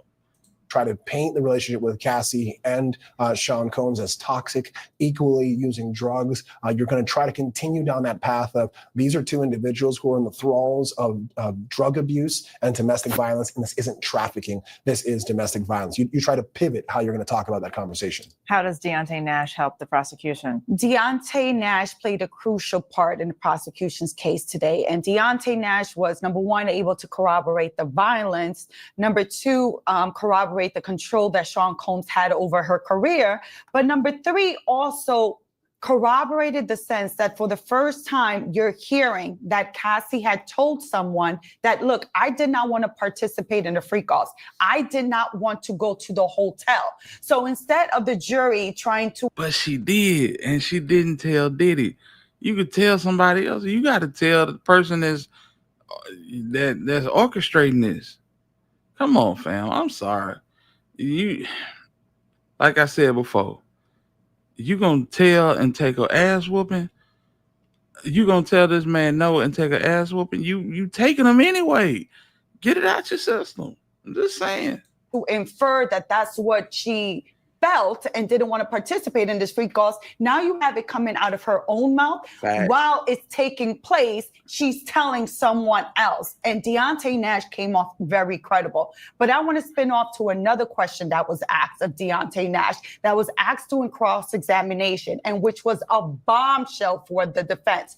When asked whether Deontay Nash, whether he was an employee of the enterprise, yes. He got paid by Bad Boy, yes. Did you participate in any criminal activity under Mr. Combs? Yes.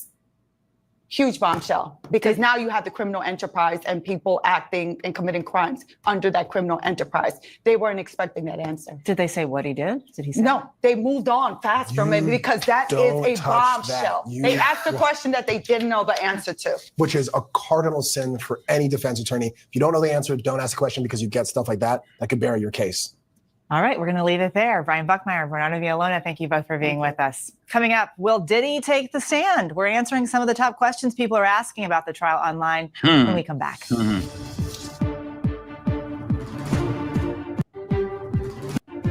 Top searches online. Some of today's biggest search terms include Deontay Nash's testimony, will Diddy testify, what is a mistrial, and Cassie gives birth. ABC News contributor Kelly Carter joins us now from Los Angeles. She covers entertainment and pop culture for us.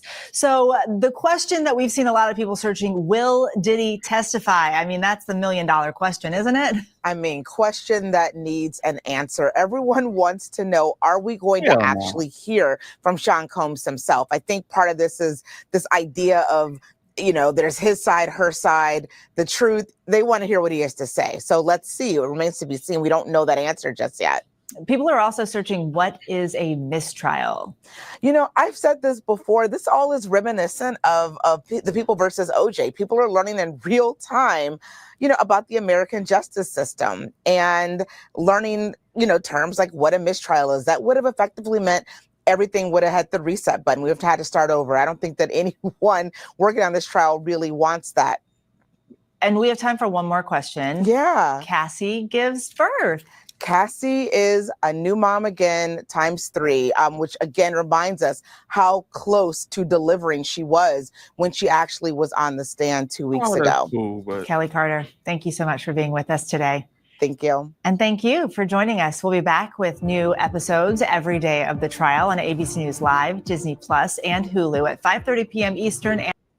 So that's the recap. That's the recap for day 11. They had Lil Buddy on the stand, and he said that he, as an employee of Bad Boy Records, did engaged in criminal activity. You know, I mean that's I don't know, man. Y'all think he cooked? I mean, I'm trending that way, but yet and still, we don't know how the jury is gonna feel about this. You know what I'm saying? It could be that could be the case. That could be the case. Miss Nelly, salute to you. Godmother. Yeah, what's going on with it, Lady V? Live from South Memphis. Let's go, man. Yeah. But you know, you got these jurors and they gotta put all this stuff together. I don't know, fam. It's either gonna go all the way in one direction, or it's gonna take forever to come back with a verdict.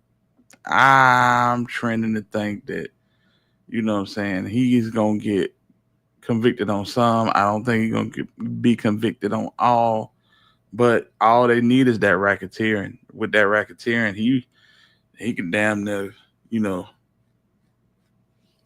pass away in jail. Life. Yeah. So that would be crazy. That would be crazy as hell with all this money he done spent on this defense team. I'm talking about they training him about a minute. Gina, what's going on? Salute to you. You know what I'm saying? Herb standing on that 5 years. He said Diddy in 5. I feel you. So we just gotta see. We done went through a lot of content tonight. We talked about Finesse 2 Times getting his car repoed. You know what I'm saying? That's gonna be that's crazy. I gotta see his response. He definitely gonna respond to that. Chocolate, what's the word? What's going on with it? Let me drop the link for Cypress. You know what I'm saying? And anybody else that want to come up. Yes, indeed. Let's see here. Trump busted move. He damn sure is busted move. He done pardon Harry O. He done pardon the YN young boy and none other than the Chief Larry Hoover. That's crazy. That's crazy. But we still don't know. 200 years in the state of Illinois is crazy work. It's crazy work. Cypress, what's up with it, home? What's going on? What's going on? Hit him with popping, man. I can't call it. Oh, man. Chocolate said 2 nights in a row. Chocolate, we're going to try to do a 10 o'clock time slot every night. I'm going to try my best to get y'all a 10 o'clock time slot. And let's go. Yeah, we're gonna try to be as consistent as possible with this. You know what I'm saying? Because I love running content with y'all. You know what I'm saying? But what's up with it, man? Yeah, man. So what's this about? Finesse getting the car repo? Oh, man. Let me see if I can pull it up. Yeah, Doug JJ said Obama punk ass. Ain't nah, man. Obama was so self-conscious about doing anything for us until he did nothing for us. Look at me, what it do? Yeah, man. So this is what I'm talking about right here. What old boy named Triller Too Legit out of Houston? Jonathan Boyd, what going on, man? Say you ain't hear the finesse thing either. Well, this is it right here. Let's go. Oh, you know what time it is? Ring it on! Ring it! We are back. Live at 5. I was in the shower when I got this one. This message is brought to you by the good people of Hustle Cartel Gaming and Hot Boy Gaming. This just in, Finesse Two Times. Car just got repossessed. Hey, that's his car, and that's his neighborhood too. Like I said before, that's the same neighborhood they was taking pictures in. That's Conroe. Huh? That's Conroe. That's what? That's how to Conroe look like. Oh, okay. That Finesse car? Yeah.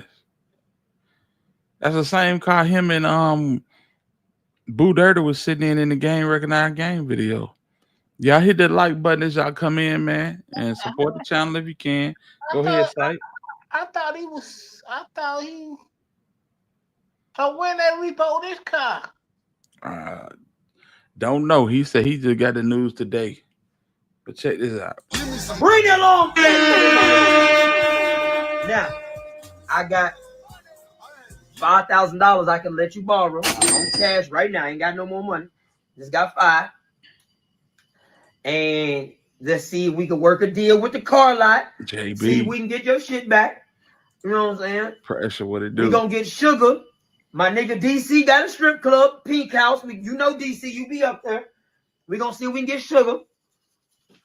Get her up in there because she fine as a motherfucker now. We know your prices on your shows done went down to like 7,000, 5. You taking anything? You taking it? You back to selling bowls and shit. But hit me, bro. I got it on. I'm putting it in the bank. Get you some cash app going, to Apple Pay. Hey, we love you, Finesse. We fuck with you tough. We fuck with you. Your music, you know what I'm saying? Back in and all that.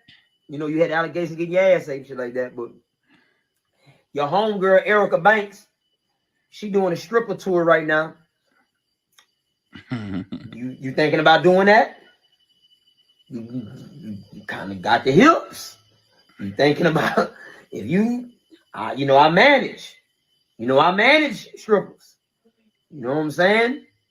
If you need help with that, I'll get you there. You dig what I'm saying? It's all love over here. You know what we went through before a couple months ago? That's all in the wind. We can do business. First things first, we need to go get this motherfucking car back. I love you, bro. You know who it is. The nigga with all the, say it again, the nigga with all the motion.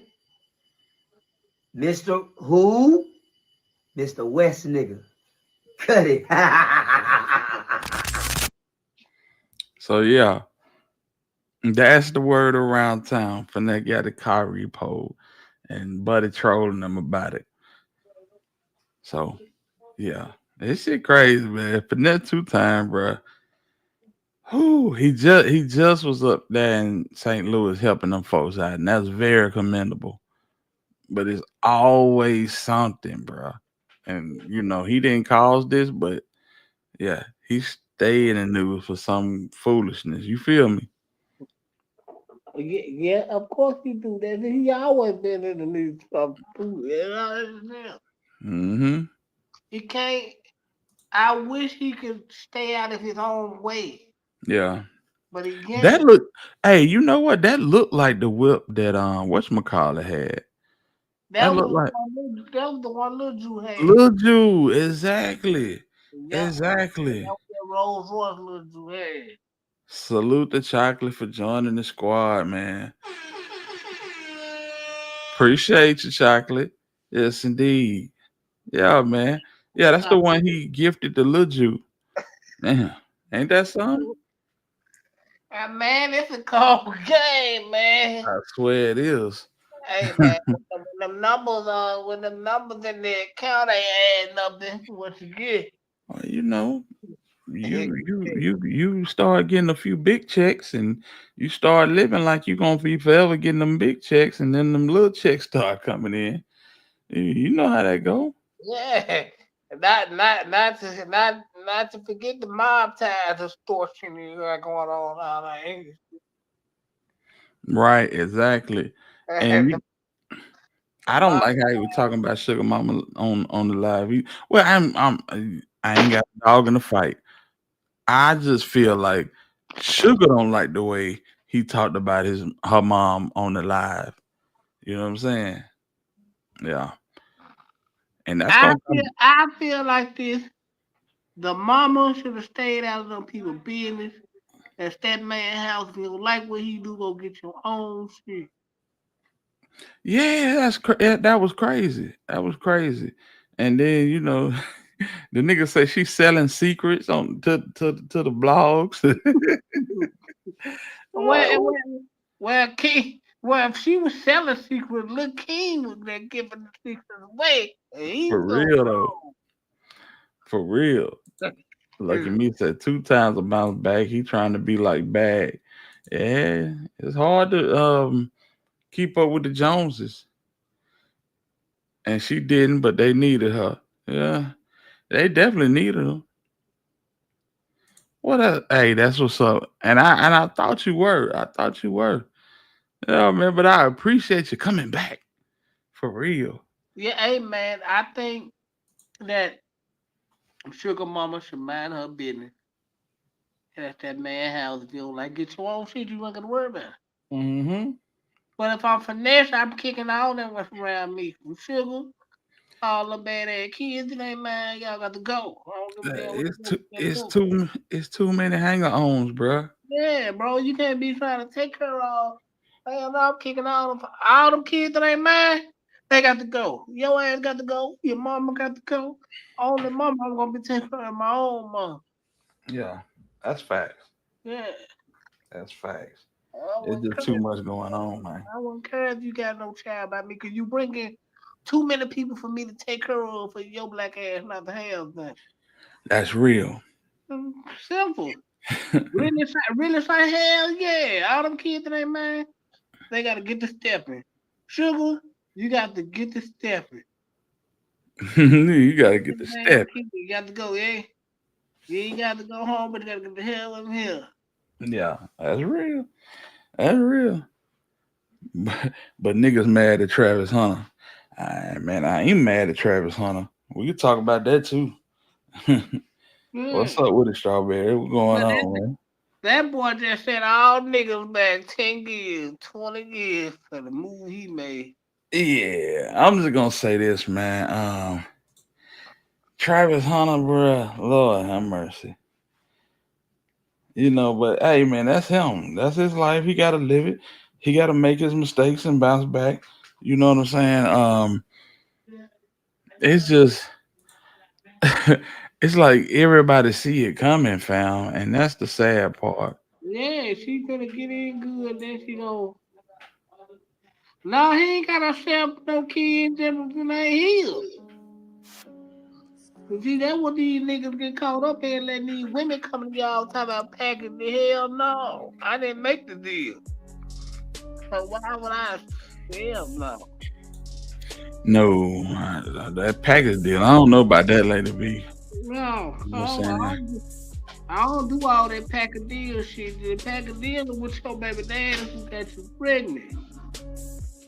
And to be perfectly honest on that whole situation, even the Bible tell you that y'all become one into each other after, y'all, but see, they ain't married, so hell, can't use that neither. No. Yeah, can't use that either. No, see, man, niggas fall for all this package deal, man. Man, no woman do that on me. Hell no, that man, like, I respect the kids, I treat them nice, but then they ain't mine. Like, you ain't bringing a whole bunch of people for me to take care of, and you ain't got a nigga. Yeah. I feel that. That's wrong, man. He trying to take care of all these kids, these girl kids, and Bradley can do for his own because they get a damn way. Nah, that's real. That's real. That shit crazy. He said, y'all sound crazy here if you accept.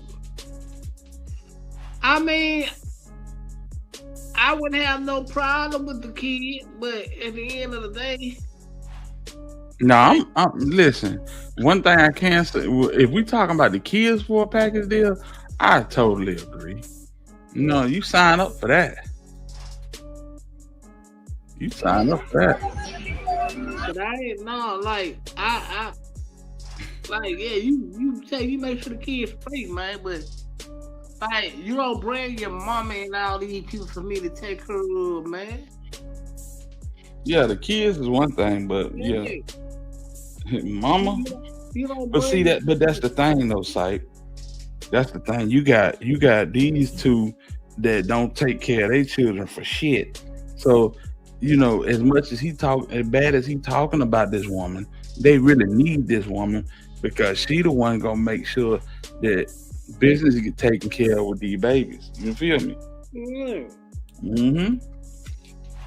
So he take care of the baby by Sugar and with Kaya, but the other three, I don't think he lives with them.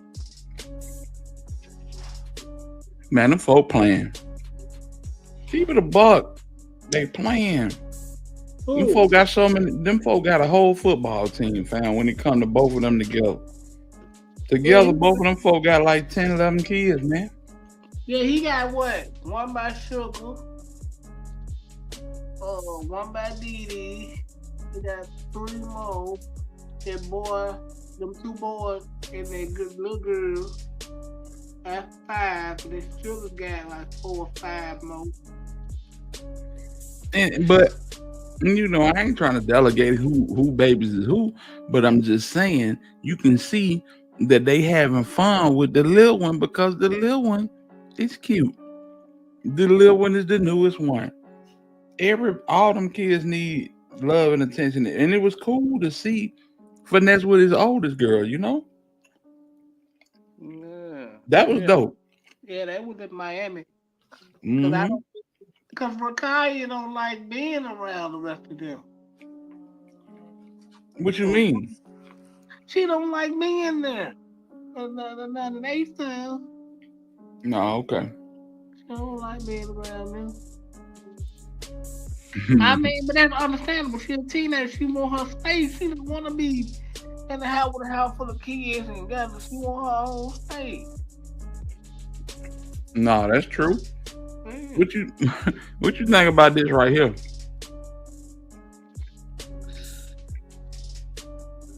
That white girl gonna break you, fool. I swear, no prenup. And you ain't signed no prenup. So sad, bro. So sad. And I'm talking about, I mean, it's just,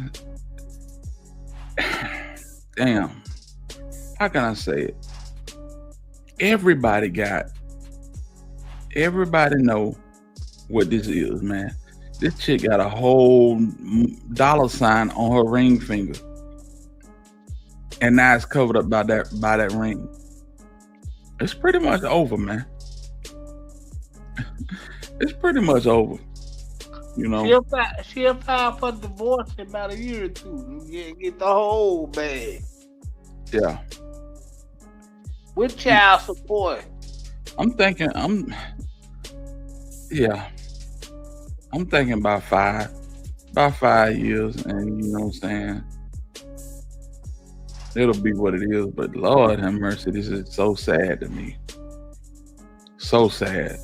Well, when you're a bird brain nigga with a pocket full of money and what have it, man. Listen, man. Don't wait till you rich and want to go get married and get all these bull jive relationships. One thing I can say, she got in on the ground floor. She came in as soon as he went to college and got her spot. Damn. She put the work in. Just sad, bro. To see a dude like that, you know he fun loving, he innocent, hell of an athlete. Y'all sound crazy as hell. No, yeah, definitely accepting the kids, man. Spending money on children and taking care of them is two different things. Yep, that's true. Jay Fizzle got like 20. Yeah, he got more than that. Man, he reckless. Mm-hmm. Some niggas be priding themselves on just, you know what I'm saying, fertilizing the whole city. For lack of a better term. I remember we had a D-boy down here. When he died, that boy had like 21 kids and like 18 baby mamas. Crazy work.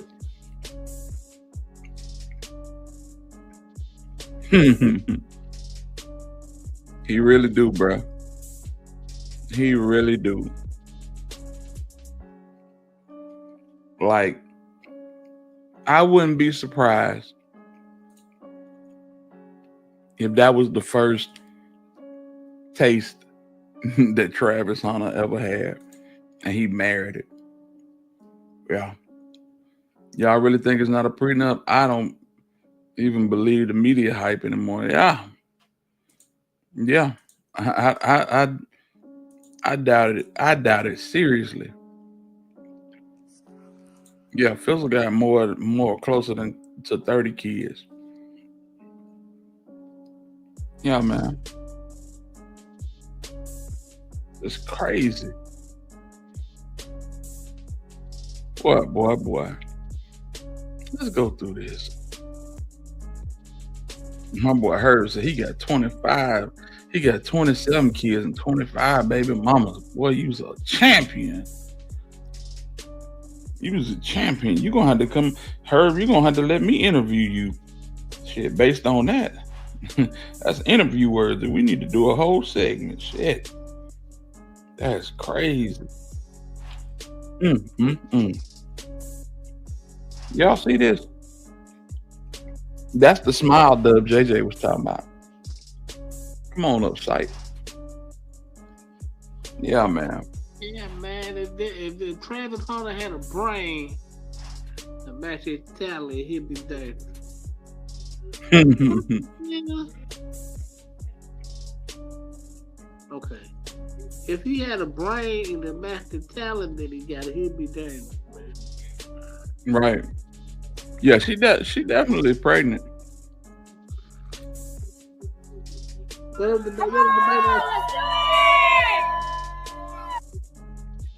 They said his G-Wagon cost, I want to say it's over 100,000. This ain't your average G-Wagon. This is an AMG edition G-Wagon.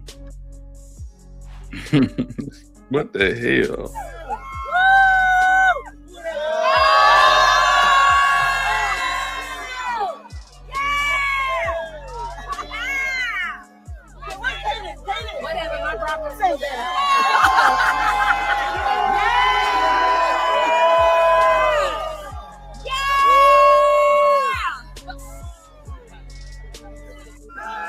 Let's go.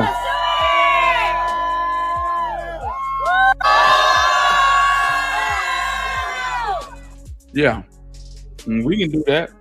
But yeah, bro, we can definitely link her. Yeah, but this shit is crazy, man.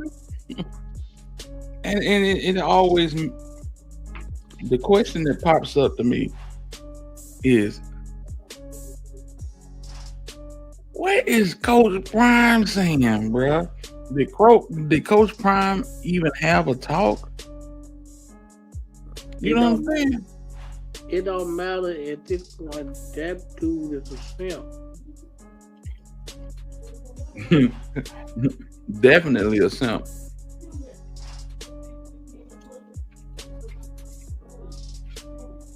I ain't studying you, Big Pressure. I ain't studying you. I could I could come in here and say Jesus is king. Big Pressure gonna come in here and say, you think so? You really believe so? Big Pressure gonna be contrary to anything that we say. Man, I see everybody and their mama see this coming, fam. I know it's over 100,000, lucky me. And now that I think about it, I think they said 180,000, gang, which is ridiculous.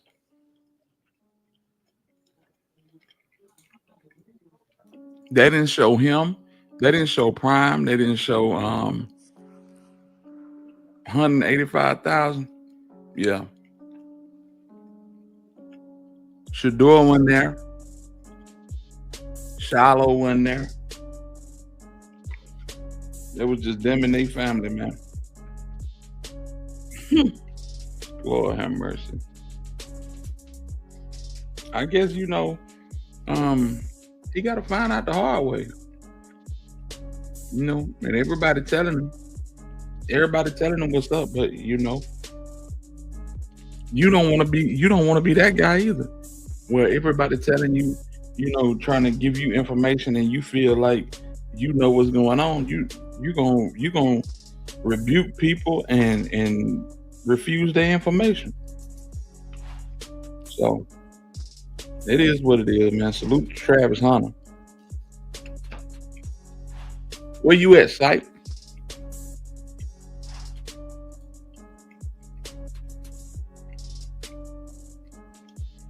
He probably said he ain't my son for real.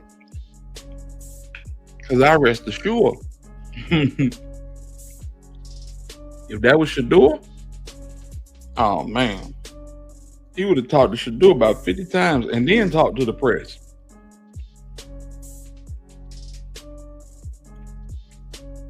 I'd rather give it to my wife than 54 baby mamas. No, that's facts. That's facts. I don't know about that though. Straight out the gate, damn near $200,000 whip straight out the gate. Damn, you messing it up for everybody. And rest assured, she know he a sweet lick. These cities that they go to, you can guarantee some other chicks that's gonna shoot their shot. That's gonna be difficult. That's gonna be hella difficult.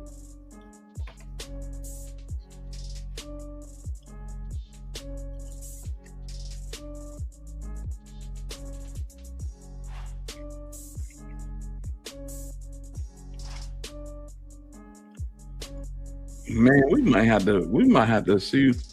Hold on, with nearly 800 horsepower and a price tag north of 300,000, the Brabus S63 AMG is a luxury. That man went and copied and pasted. That's crazy. That's crazy, bro. And that's what it is, bro. It's the S63. I remember them saying that. Cypress, where you at, big dog?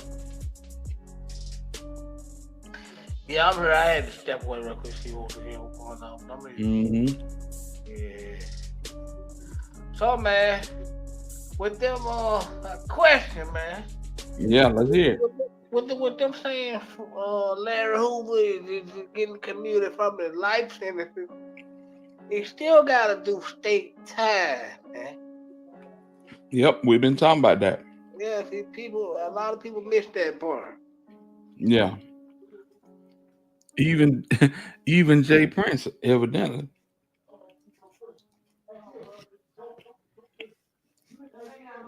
Because he was happy as hell. Oh, Jay Prince. Mm-hmm.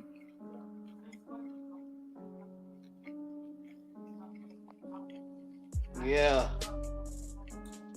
Yeah, Jay Prince was happy. Mm-hmm. I think Jay Prince knows something we don't know. That's what I'm thinking too, bro. And Jay Prince, he know Jay Prince always been a smart man, so he knows something we don't know. Exactly.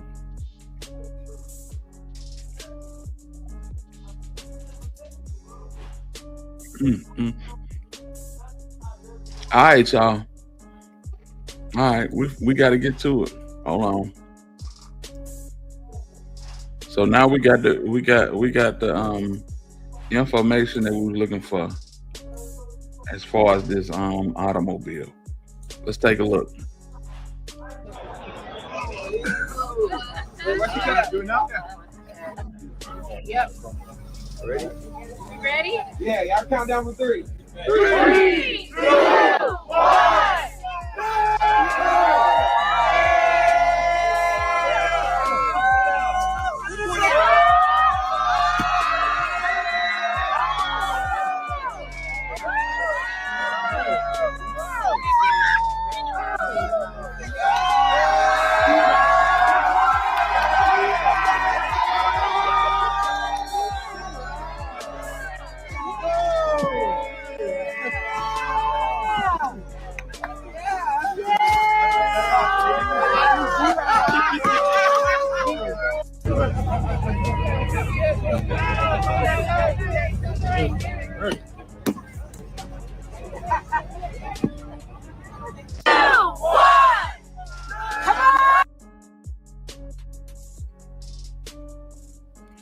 They said 500,000, bruh. What the hell? And don't let this go over your head. They said this was her dream car, so somewhere, somehow, she slyway asked for this. That's crazy. Now, ladies, I mean, tell me if I'm wrong, but that's what it sounds like. Because how would you know that's her dream car if she ain't just dropping hints? You know what I'm saying? Mm-hmm. That shit crazy. That shit crazy. I'm sorry, it couldn't be me. I don't care if I did just get 20 million.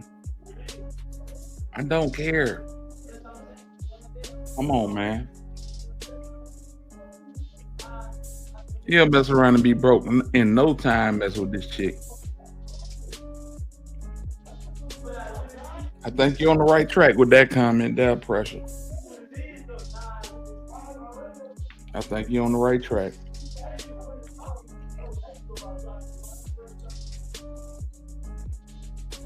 It's very nice. Barra said he seen one in El Dorado Hills. You know it's an athlete. Or a damn tech developer. Some shit like that.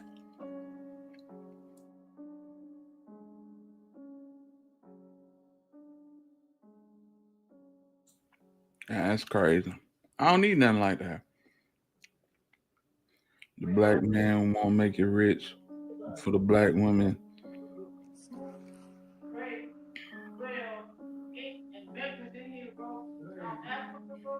Okay. I couldn't get a full understanding of that, but I think I know what you're talking about.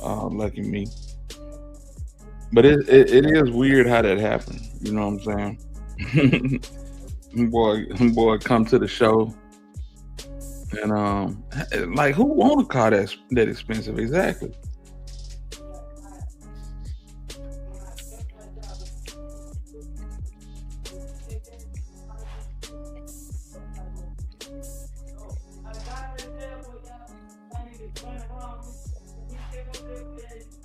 Cypress, you there, bro? Yeah, I'm here, man. Okay.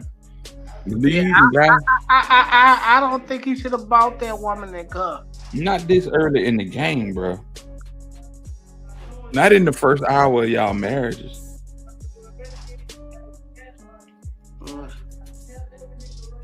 Yeah, Texas Bama boy. You know he had to order that shit, man. Yeah, you ain't going to your local Mercedes outlet. You might.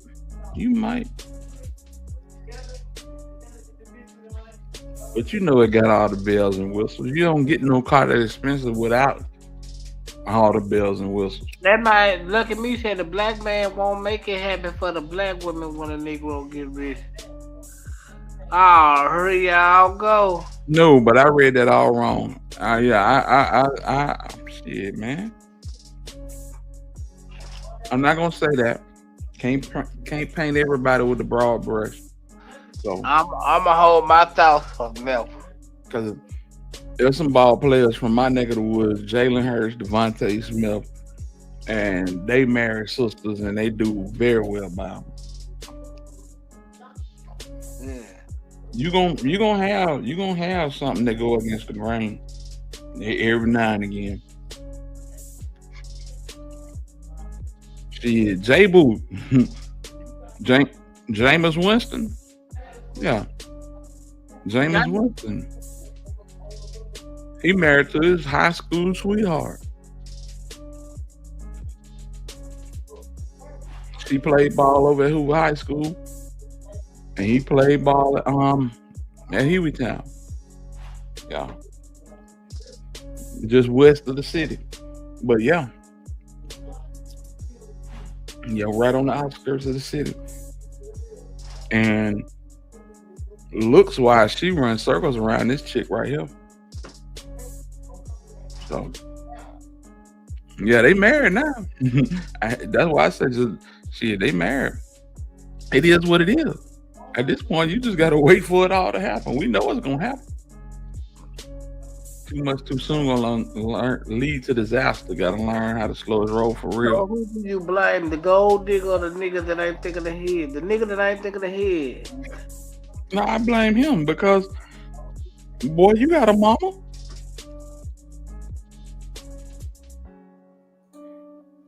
You got a mama.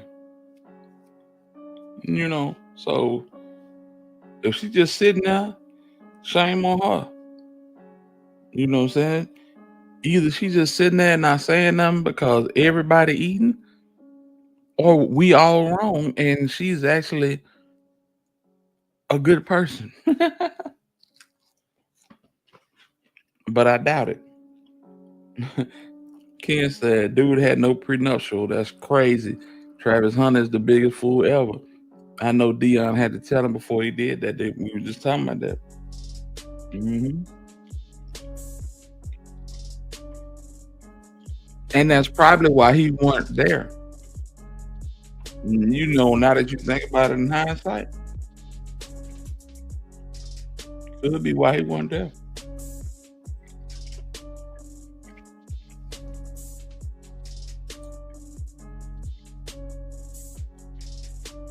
Man, listen. Your dad ain't got to be in your life for you to know not to be a super simp. What Tupac say? Got a name from a woman and I gain from a woman. You know what he said, dear mama. Yeah. But we pretty much, when it comes to relationships, we get all our game from the female. So shit, that's what I'm saying. Mama, either she a good girl and we just don't know it, or mama just, you know what I'm saying, messed up and happy because everybody eating. That's crazy.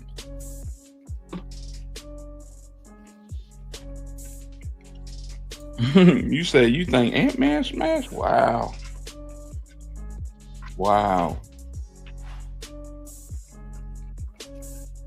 This could turn out ugly. Like for real, this could really turn out ugly.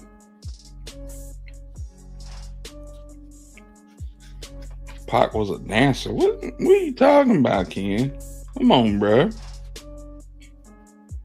Come on, bro. Yeah, man. But salute to Travis Hunt. Peace and blessings to him. This look like this gonna be a bumpy road, a rocky road. And you know what's gonna be so bad about it? Everybody gonna tell him, we told you so. Like the whole black community.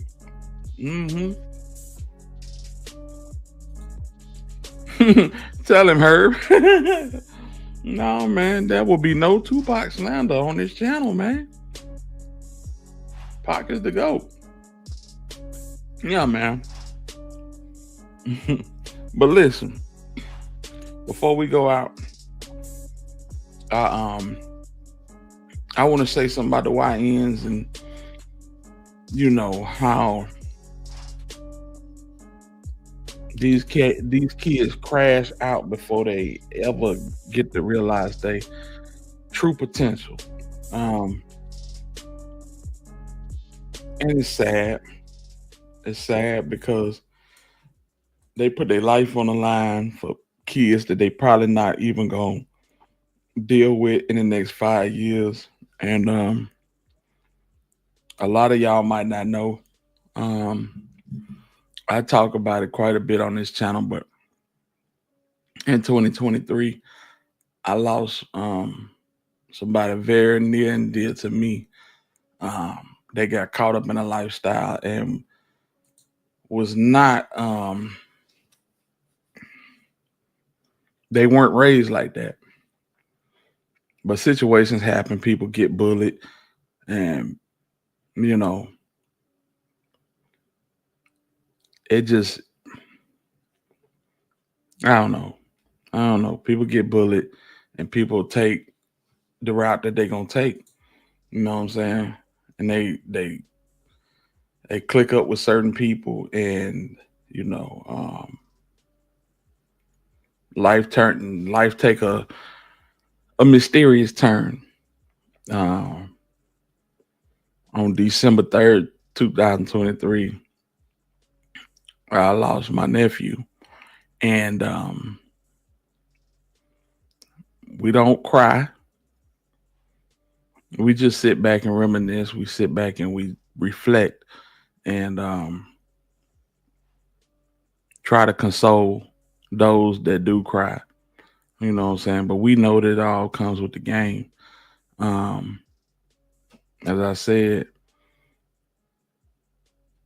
Nigel wasn't raised the way he turned out, but certain things happen in life and kids make wrong decisions, and it happens.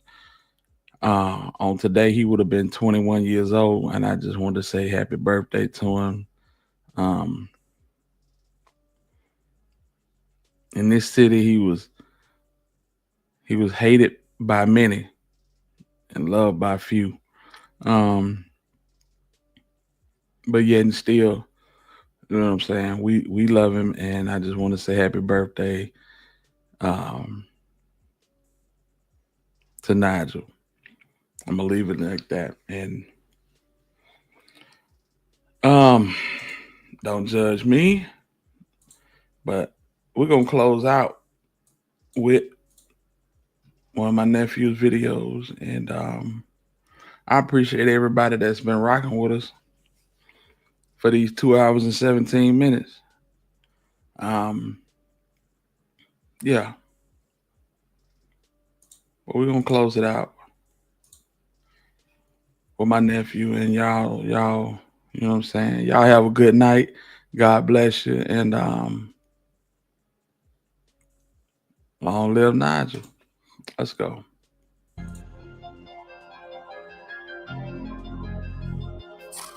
We smoke Bobo, we smoke Diddy, we smoke Trigger, we smoke Cool. Bitch, you know we smoke Lil PJ too. Bitch, you know we smoke nothing. Fuck Lil Cool. Let go, let go.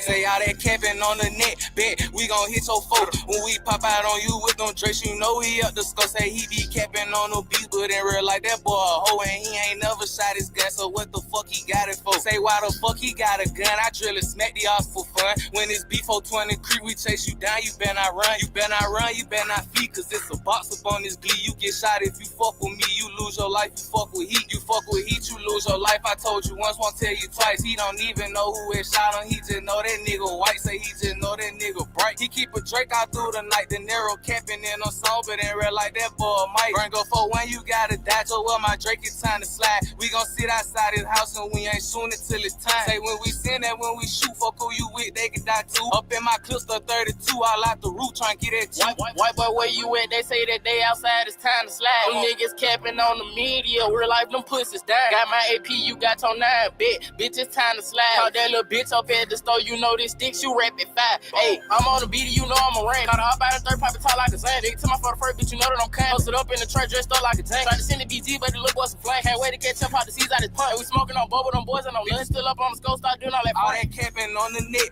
bet we gon' hit your folks. We pop trigger, we drop DD2, they can't make no more posts. Say we drop Bobo, we drop Mail too, you know we smoke they folks. Can't forget about Lil Coop, he got hit up across that road. Brr, free man, nigga. Long live 41st, nigga. No, it big 420 shit, nigga. We ain't span no art anytime we get a drop, a nigga get dropped.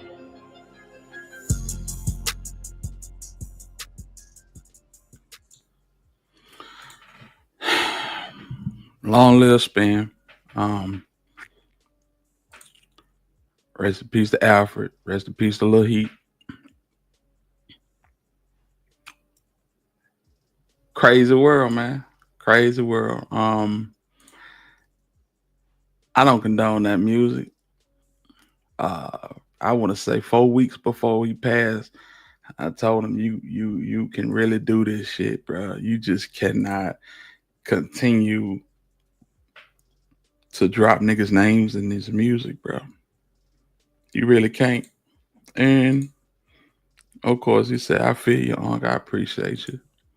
You know what I'm saying? And he gave his phone back to Hip Hop, you know. And that's what it was.